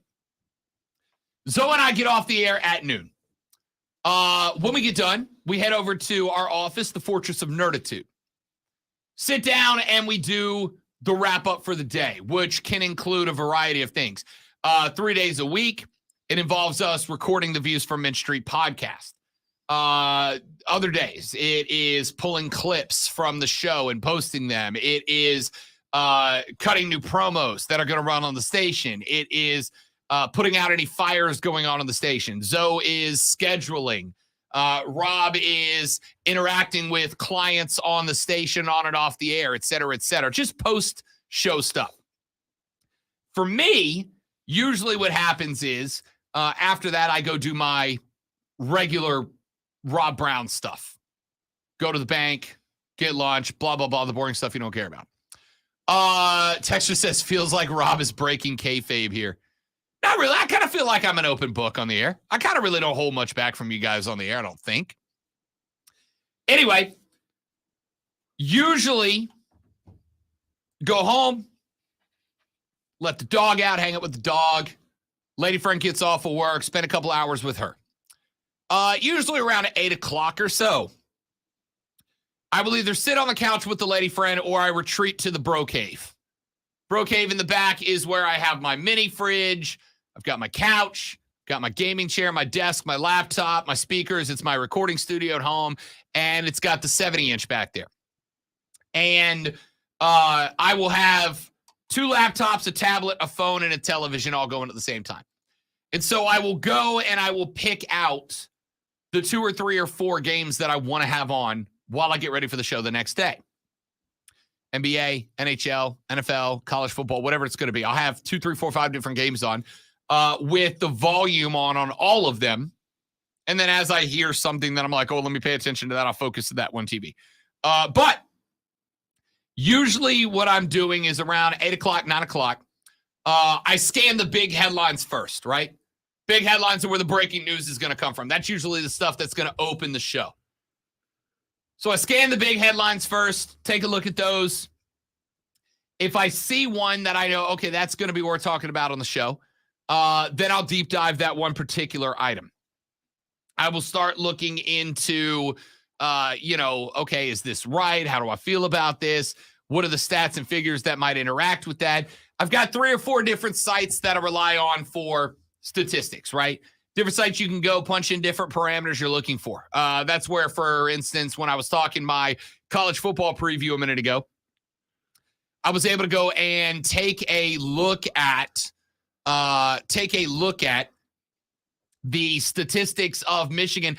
I don't care what Michigan is against the run overall. I want to know what Michigan is against TCU's style of run, right? So I was able to go in, put in the parameters of, okay, I want to see what Michigan looks like when they face a 5 or 6 man box, as opposed to when they face a 2 tight end jumbo set situation. TCU's never going to throw a 2 tight end set at Michigan, right? She's not going to happen. So there's no need for me to look at what Michigan does against the 2 tight ends.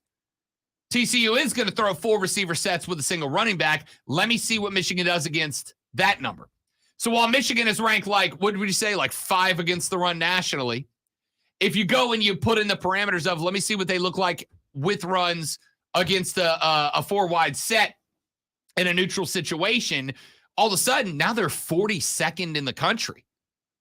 That's a big time number, right? So I sit there and I put that together. After I'm done with the big time headlines, then I will start looking through news sites for individual teams that we cover. South Carolina, Clemson, Carolina, the Hurricanes, the Hawks, whatever.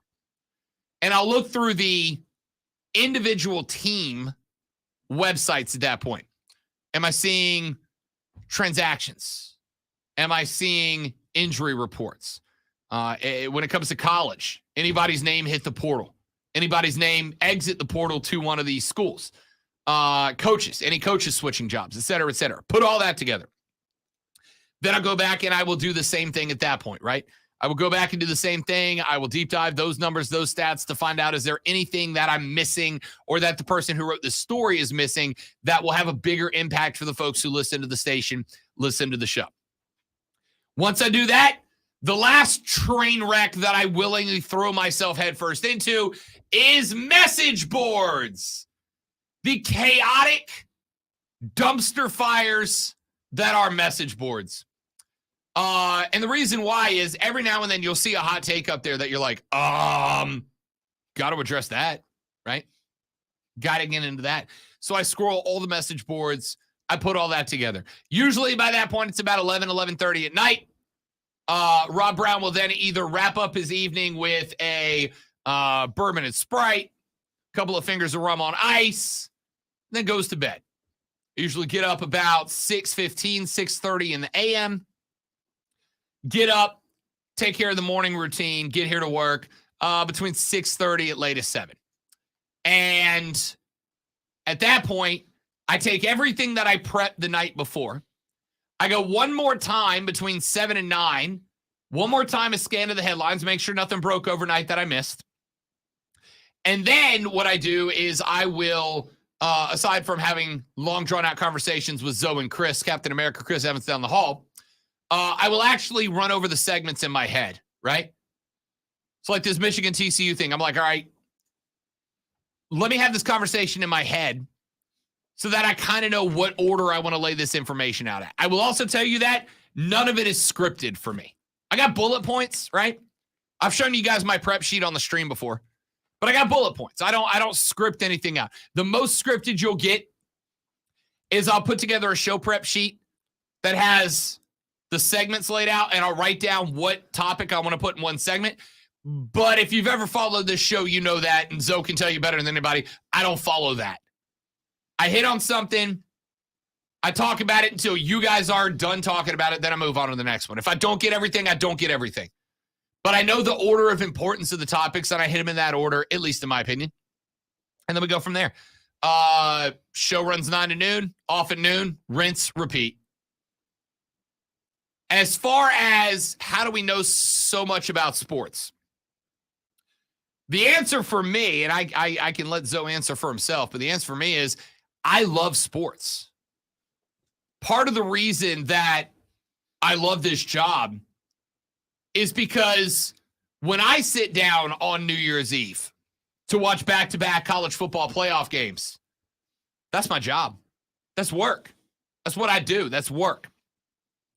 And so, to me, I know a bunch about sports because I watch all the sports. And now my job is to watch the sports, right? Like, I consider that an absolute part of the gig. I have heard radio show hosts in the past that have said things like, you can do this job without watching every game. You can do this job without getting into every game. I actually do not agree. I don't actually agree. I think you absolutely have to watch the games because there's a lot of hosts that do not have nuance when it comes to conversation, right? Hot take radio is my least favorite radio. When guys take ridiculous and extreme positions just for the sake of going, look at me, everybody, I'm special and unique and different. Like, it's not my bag. There's nuance in a game, right?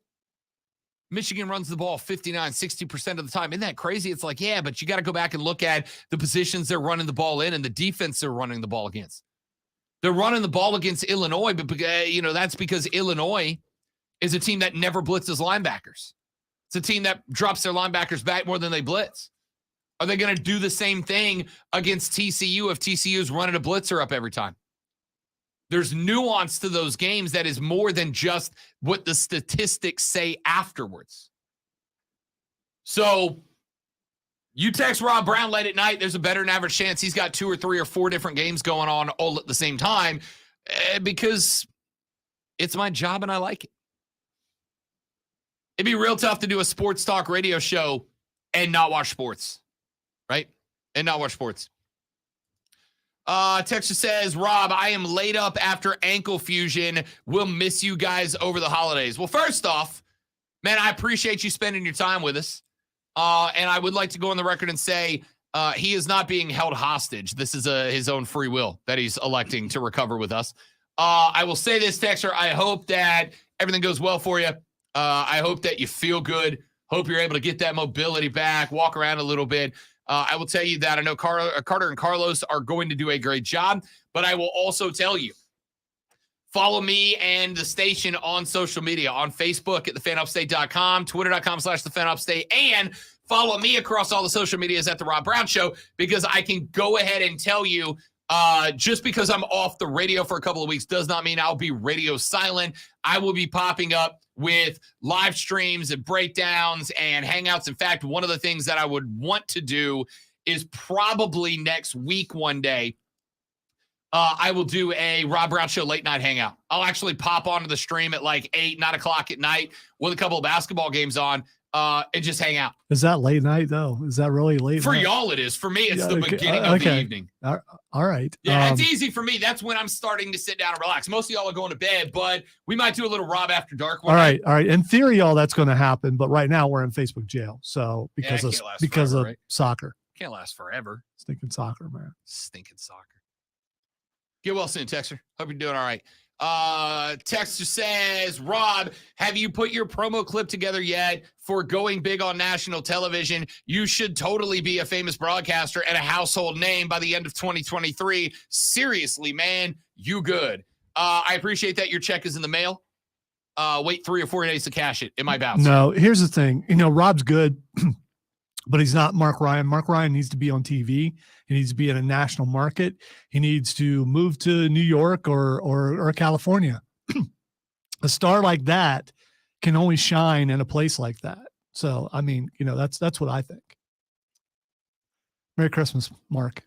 With a C. Texter says, I appreciate that text. That's very kind of you, Texter. Thank you very much. I will tell you that I am very, very, very happy being here in the upstate of South Carolina. It is my favorite place that I have ever broadcasted. It is an honor to be here with you guys. Let me, before we take a break, get Mike in here. Mike, welcome to the show. Good to have you, big fella. What's happening? Merry Christmas, you guys. Merry Christmas, buddy. Thank you very much. And Happy New Year, because I won't see you till then or hear you till then. But real quick, since MJF will not be dethroned throughout this whole year, we know that, until the bidding war of 2024. Who will dethrone the tribal chief? Who? It's interesting because I think Zoe and I have both fantasy booked this thing about 100 different ways from Sunday, Mike. And my thought is Roman's carrying him to WrestleMania at this point, right? And I think what you're going to end up having is, first off, I think we are set up to have a remarkable Royal Rumble. I think this Royal Rumble could be, if they play it right, remarkable. But I think based on what his acquisition means, most of us think Cody Rhodes wins the Rumble and goes on to challenge Roman and is the face that takes that spot. The question mark is, how do you go about splitting up the belts? And my thought is going to be there's a lot of heat right now that The Rock will come back to WrestleMania to face Roman, and that Roman will go over on The Rock to kind of solidify him as one of the all-time greats. He'll hang on to that belt, and he'll probably carry that SmackDown belt for another 6-8 months before they beat him. I think he drops one to Cody because winning Cody back from AEW was a huge coup de grace for WWE. I think he will hang on to the other one for at least some time, and I ultimately think one of the Usos unseats him. Yep, that sounds about what I'm thinking too. Cody Rhodes all the way for Monday Night Raw champion. We'll find out. Mike, appreciate that phone call, buddy. Thanks for checking in. You forgot to mention either Solo or Sammy is going to help those things along. It's going to look like it's going to be Sammy, and it's probably going to be Solo. I love what they're doing with Sammy and the prize fighter. I love what they're doing there with Kevin Owens, making it look like that. It's the old, here's what might happen in front of your face while behind your back something else is going to happen. It's going to be Solo.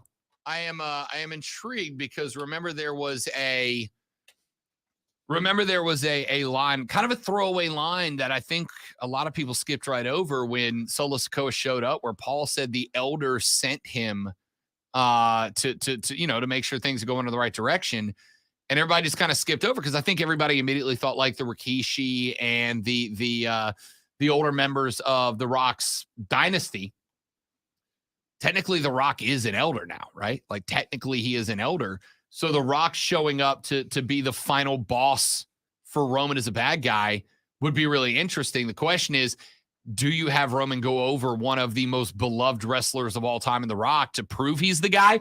Or do you have The Rock end Roman's dynamic storyline and then repass? I don't know, man. Like, dude, Triple H's WWE is as good as it's been in 10, 15 years. Last night was exceptionally good, especially the last hour. The two matches that happened with Bayley versus that redheaded lady, and the tag team match at the end with the Usos and Kevin Owens and Seth Rollins. Yeah, I'll check in. I haven't finished it yet. All right. I was trying to say it without spoiling, because I know you haven't watched it yet. So, all right, let's take a break. When we come back, again, this hour in its entirety belongs to you. I want to know what you want to know. Got a hot take? Want to smack talk your rival? Want to ask Lonzo and I a question about our, the radio side of it or our personal lives? I don't care. Have at it. I want you to know it is the final hour of the year for me. I prepped nothing for this hour because I want to get to what you want to talk about. Hit me up with your questions on the text line 71307. We'll keep it rolling when we come back on the Rob Brown Show on the Fan Upstate. All right, admittedly, because I'm fighting through a headache, I forgot Becky Lynch's name, and the only thing I could think of was printed on my shirt, and I will not say that out loud. Rob doesn't know what shirt I'm wearing. The man, the myth, the legend. Okay. I'm not going to call her that, and I couldn't remember her name. I'll call her the man. Becky Lynch is the man. It is a very good match, though. Even it was commented, this is a pay-per-view style match, which it is. Because when's the last time Bayley and Becky wrestled? You don't go, I'm going.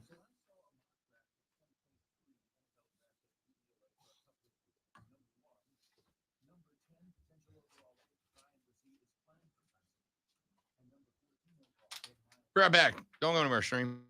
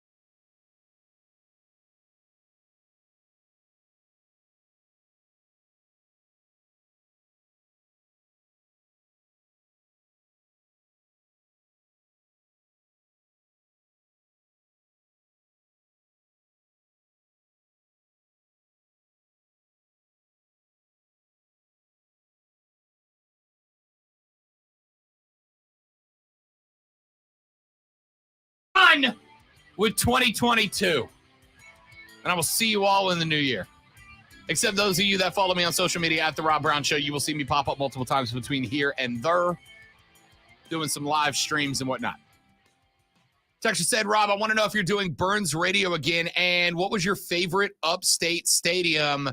Texture, I will tell you that as of right now, assuming that Burns has interest in having me back, I very much would love to come back and do Burns Radio next year. I think that it is the preemptive plan, but obviously the side of radio that you guys are not privy to, the business side of radio, the finance side of radio, things happen. Now, I think Burns was very happy with the call. I was very happy doing it.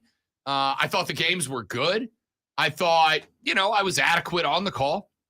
So I am hoping that they will have me back next year. I want to be back on the call for Burns next year. We will find out. That being said, favorite stadium in the upstate. I think I got to go Spartanburg High. I heard a lot about Dorman. Here's what I'll say. Dorman had arguably the most gorgeous overall stadium atmosphere I've ever been in. I pulled up to Dorman and it looked like a low-level college football tailgate going on. The stadium is beautiful. It looks up the hill at the school with that big shining D on top of the on top of the weight room. The stadium is, half surrounded by trees. And when I was there, was at the right time because it was in the midst of the color change. So it was surrounded by this beautiful fall foliage scenery.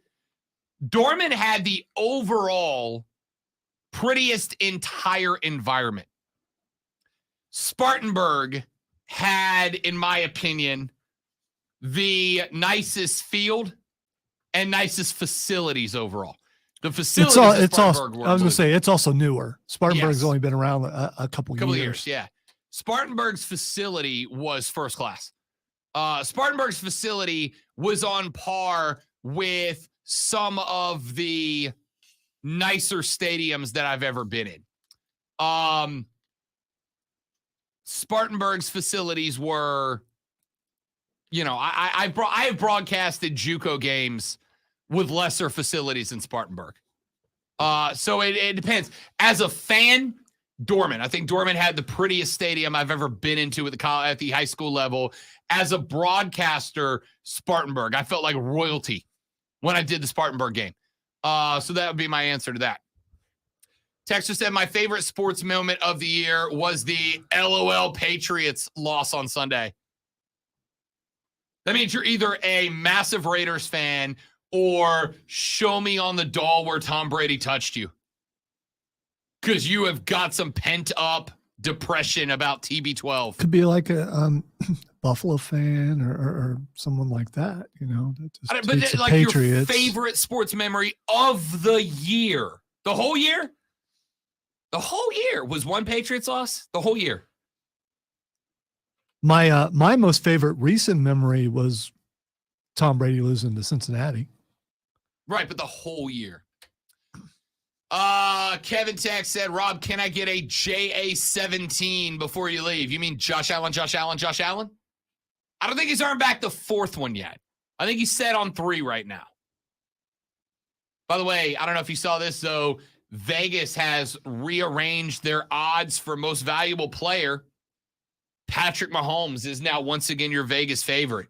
He was bumped all the way back to 4th 2 weeks ago. Yeah, but a lot of that also has to do with someone's shoulder being hurt. Correct. Jalen Hurts' shoulder is hurt, which means I think they said questionable for Sunday. That's probably going to be Minshew mania, and you don't play, you're out of the voters' minds, I guess. Minshew mania. Skrilla said, does early signing day help or hurt college football? I don't know.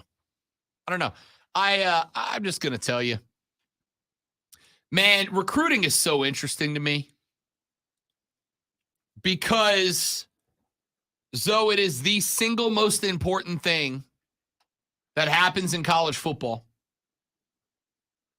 and I follow it only because out of obligation to this job. See, I don't agree with you about it being the single most important anymore. I would say whoever's in charge of looking over the portal is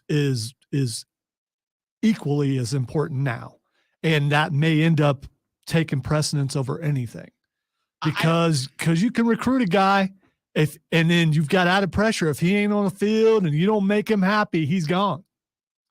So there's a couple of aspects to that. Being a coach it's got to be so much more difficult right now because of all that. I mean, hey, look, y'all making paychecks with 7 and 8 figures on it. Yes, the job's hard. Yeah, and some of those kids might be doing the same thing soon. So Ain't no college football player. Ain't but a couple college football players making a million. This is not the time. Well, it's your show. You can do what you want to go take that side that you always take. I'm just talking about from the aspect of a coach, how much more difficult it is now, knowing that these guys could leave if you don't give them enough playing time. So you have to go through each player and vet them as well as you can and count on your assistant coaches to also vet them mentally to find out where they are. Are they happy?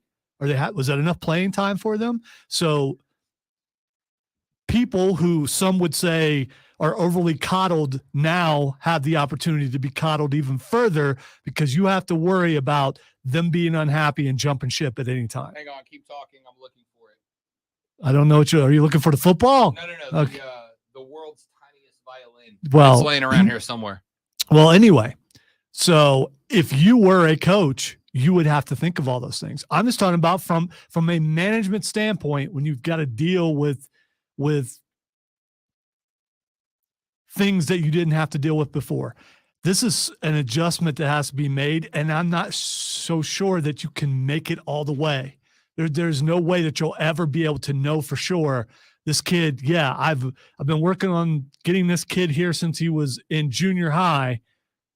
Oh no, he didn't get that extra rep. He might leave. That just makes your job difficult. Kind of sounds like he's going to do it because he can't not do it. That's the thing. He can't not do it. The real world where people who work can decide what they are and are not okay with. You're right, because they're employees and they can do that. And the real world, as we know, something that I've had to deal with for this entire year, it sucks sometimes when people just go, you know what, I'm out. And then nobody else wants to work except for me. And so I have to, and others who are willing to do it, like one other guy, have to work like almost every other shift. I was thinking of T2, but I'll take my credit too. But you will jump in when asked too, because you also have those capabilities. But maybe I look at it from that. I don't know why Ric Flair's on TV right now, but he is. Probably because that new documentary is coming out. Yep. By the way, if you haven't watched the Territories thing, you should watch it. I've watched every episode of it now. Watched the final one last night. Dude, those are awesome. When you find out how much gunplay was involved and a bunch of other stuff, it's just like. And I'm watching Ricky Morton talking about watching 700 Club with his wife, and a certain wrestler was on and started talking about when he was out doing drugs and carousing with this other wrestler, and Ricky Morton just said he was sitting there going, please don't. And then he said Ricky Morton, and then his marriage was over. It's a pretty cool watch. Yeah, you should watch it. Let's go find it. We don't know if all the stories are real. They could be far-fetched, like fishing stories, except for Diesel's fishing stories. Those are all true. But yeah, you should watch it. So, the back to the recruiting thing we started. I tried really hard. I tried to get it away from it. I'm playing hurt here, and it almost worked. I'd like to think. I will say very simply, and then I'll stop for Lonzo's benefit. As I have said all year, and will again next year, and probably the year after that. Let's hope so. Loyalty is not given, it is earned. If you want a kid to be loyal to your program, you should do two things. That stuff doesn't matter anymore. Number one, you should recruit kids who you believe want to be loyal to a program. And number 2, you should do everything in your power to create a program that kids want to be loyal to. Sometimes you're going to miss. Sometimes you're going to bring a kid in that you're like, oh, he checks all the boxes. It's all about loyalty and respect and all that. And he's going to leave you anyway. You know who else that happens to?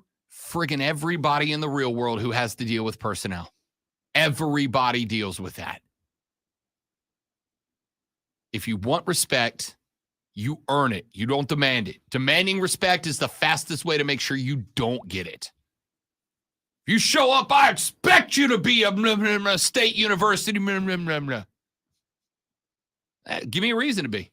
Make me want to be that for life. I'm not gonna wear the hoodie just because it's free. Give me a reason to be a state university. And then I will be for life.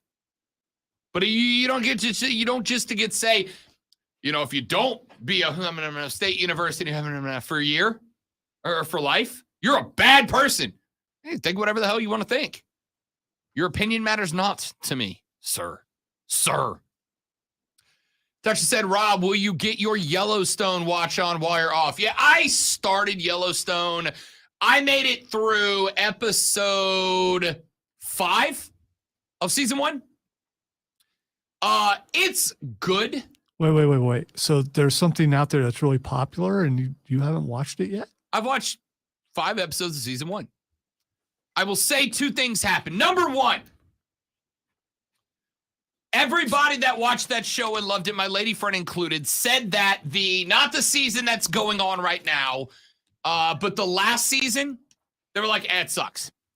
You have a really hard time getting me to start something when I know in advance that the end is bad, right?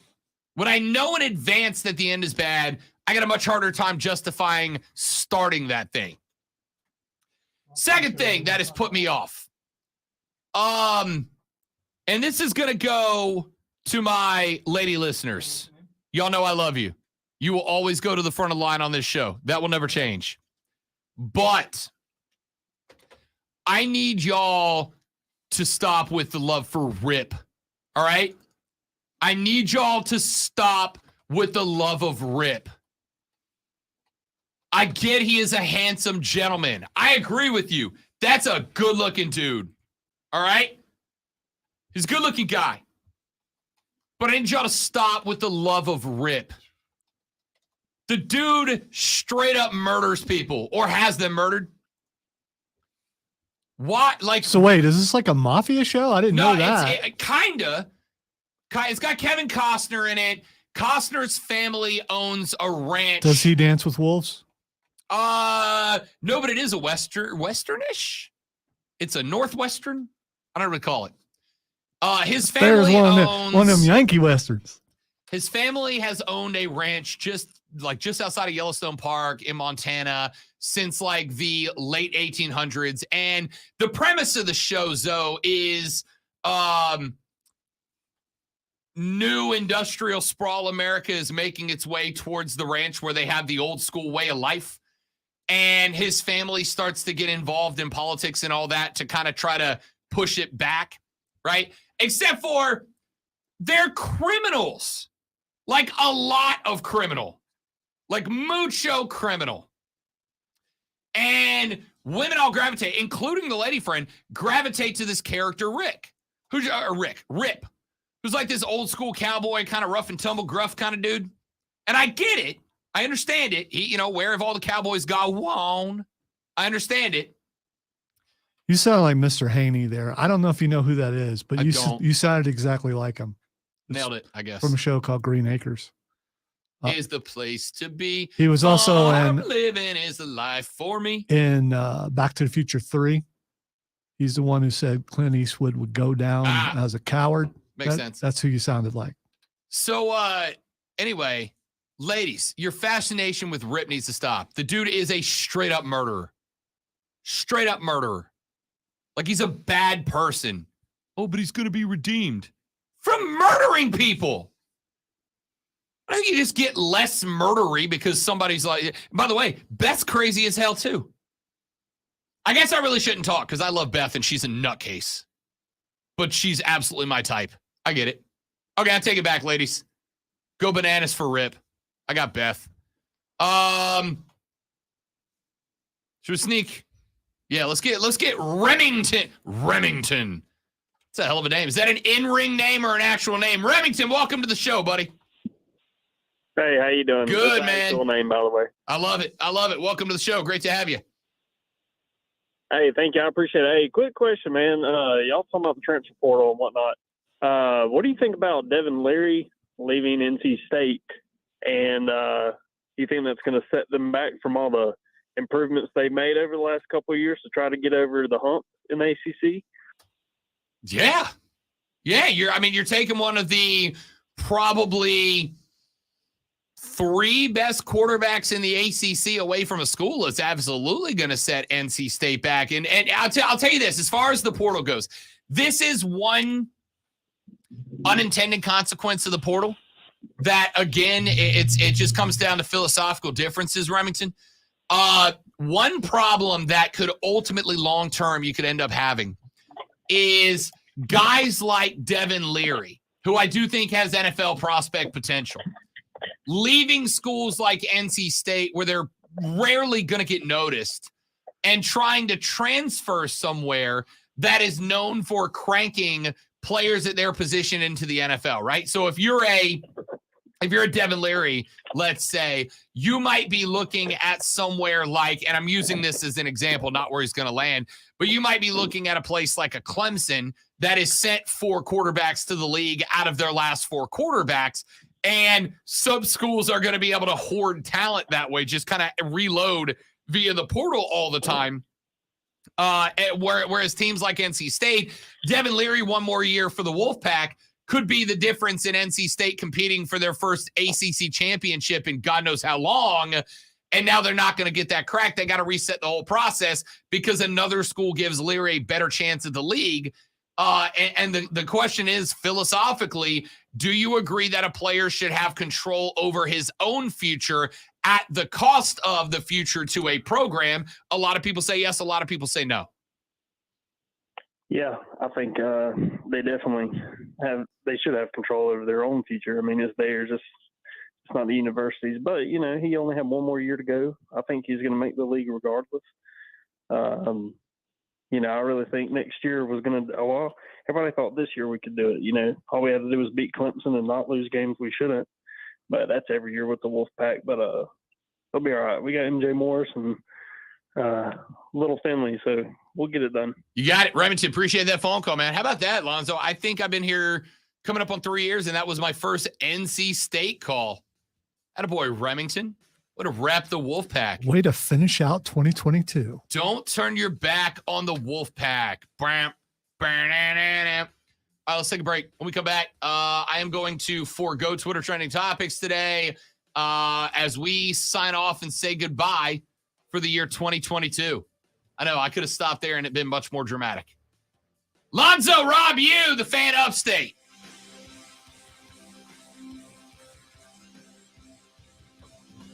This is the end.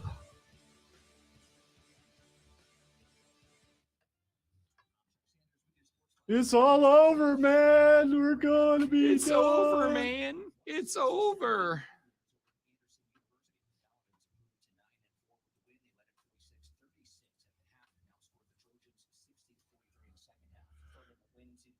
I think it's a great question, Steven. I think he's avoiding it because he doesn't want to answer the question. What kind of salad appears on there? Dude, black-eyed peas, collard greens. Yeah, but you had salad at Thanksgiving, which is weird. So that's what he's It's not weird to eat a salad. that's what he's referencing. No, it's not weird to eat a salad, but it is on the biggest eating day of the year. It's not. It's just I very go out odd. to a nice steak restaurant. I expect to eat a bunch. I still have a salad. Salad, if nothing else, is designed to give you a tune-up. We're so toast. that you don't eat yourself into the I hate myself phase of life. No, salad is used to help you remove all the things that you're about to eat later. That's what the salad is for. Correct. So that I Yes. use one of the things and not eight. No. It's just to aid you in your regularity.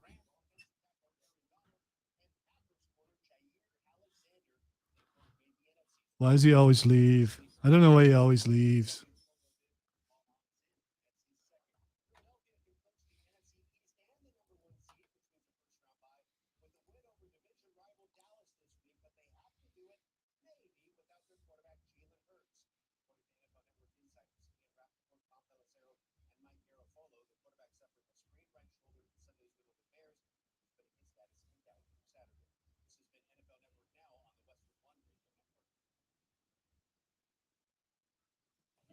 My dog was scratching and shedding like crazy around the house. When I heard about Dynavite nutritional supplement, I thought, why not? Couldn't hurt. Literally tried everything else. Our dog quickly took to it, and after a couple of weeks of adding Dynavite to his food, we noticed a big difference. Our little Gizmo's coat was shinier, and he almost completely stopped shedding and itching. I can't wait to see how it helps him. His allergies and his seasons change, and he's in the yard more. I'm so glad I tried Dynavite. My dog smelled so bad and scratched herself constantly. We bathed, sprayed, and bathed her again, but no results. And then I heard about Dynavite supplements for gut health, and all of the reviews sounded just like my Bella. After just 2 weeks, she had major improvements with the smell, and no more scratching or dragging her stomach across the carpet, and her coat is more beautiful than ever. Happier, healthier with every bite. Over a million help with Dynavite. We're dead, man. We're all dead. Thank you for not yelling when you said that. I appreciate that. Because that would have hurt me a great deal.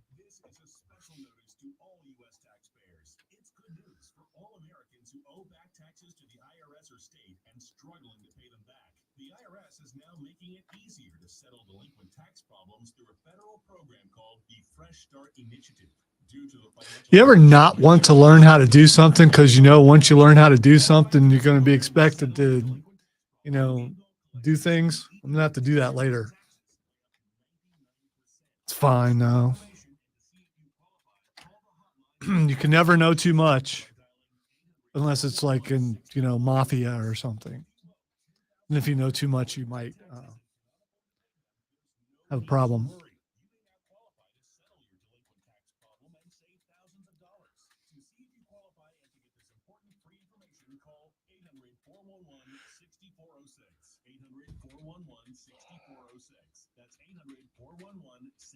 I'm going to just do this and people will think I'm trying to act like Ricky Starks.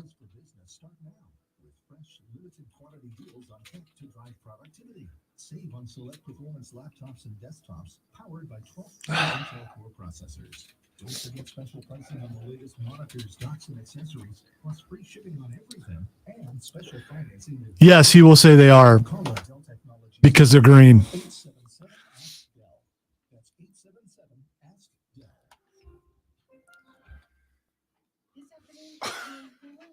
They're just greens. Just call them greens. I mean, listen, you've heard the term macaroni salad before. Anything's a salad if you try hard enough. Or fruit salad. Yeah. Or tater salad. Love that daggum tater salad. It's baked in again. It's, it tastes so good. It's got make your mouth water. All right, final few minutes of the year here on the Rob Brown Show and the Fan Upstate. I am off the rest of this week and all next week. Return to you on January 3rd of 2023. Ugh. Last question I'll answer before I send you off into the sunset. The nephew Lou texted into the show. Well, had Granda text into the show and asked who Mr. Lonzo and Mr. Rob's favorite superheroes were. Because it's my show and I want to, we will answer that question. Lonzo, would you like to go first? My favorite superhero, so that would be plural. So I'm going to pick superhero, just one. Just one. It would be the comic book that I collect. I'll be going over to get the 99th issue later on today, and that would be Nightwing. There you go. Who used to be Robin. That's right. Rob Brown growing up, Captain America. Rob Brown now, Iron Man. Tony Stark. Why? Handsome, witty, funny, rich. I'm 75% of the way to being Iron Man. All right? It's Iron Man. It's always been, it's been Iron Man since I was an adult. If you're about being rich, why not go with Batman or because I'm not dark and broody. Or Green Arrow. Because I'm not dark and broody. And because if I was going to get into a big time fight, I would not bring a string and a stick as my primary weapon. Lasers work better. Repulsor blasts work better. Anyway, Lou, Iron Man is your answer, and you're welcome. Ladies and gentlemen, sincerely, since the next time I talk to you will be in the new year, I want to wish you all the very happiest of holidays, regardless of what you celebrate. I hope that you have a spectacular holiday break. And more importantly, I hope that all of us collectively have a phenomenal new year. I know that the last couple of years have been interesting. They have been challenging.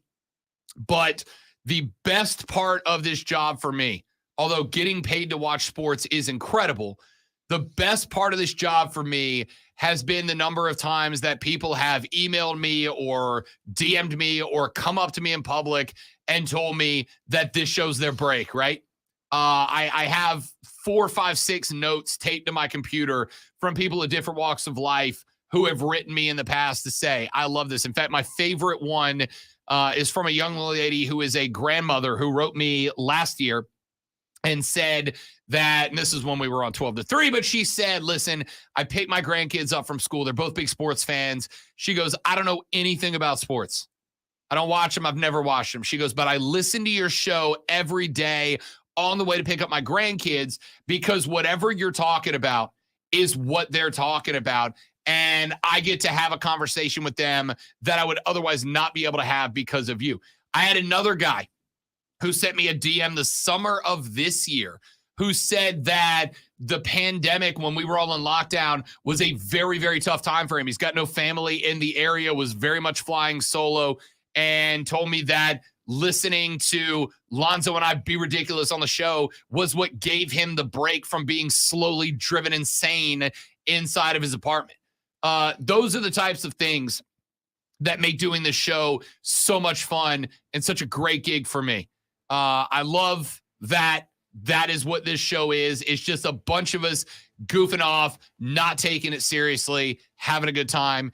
And I promise you right now that 2023 will be the best edition of the Rob Brown Show yet. That red jacket is getting worn next year, come hell or high water. All right? We hope you have a happy holidays, Merry Christmas, Happy Hanukkah, Happy Kwanzaa, whatever it is you celebrate. We hope you have a great one, and we hope that your new year is phenomenal. We will be here with you all the way through it. And I'll be back tomorrow. And Lonzo will see you tomorrow. I won't. Follow me on the social media at The Rob Brown Show. I'll be chatting with you guys all the way through the break. January 3rd, I'm back. Merry Christmas. Happy holidays. See you in the new year. Love you guys very much. Mean it. We are out later.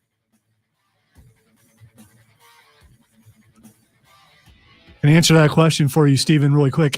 I only started with rebirths, so I have all the rebirths. I don't have New 52 or anything beyond that because I wasn't collecting then. Not sure I'm a collector now, except for I have 3 boxes full. So I guess that makes me a collector. Ladies and gentlemen, thank you guys very much. For those of you that watch online, you guys are super special and important to me, and I appreciate it greatly. Thank you, and we will see you all next year, except the rest of you who I will see on this thing like 3 times before then. Have a great holidays, everybody. See you later.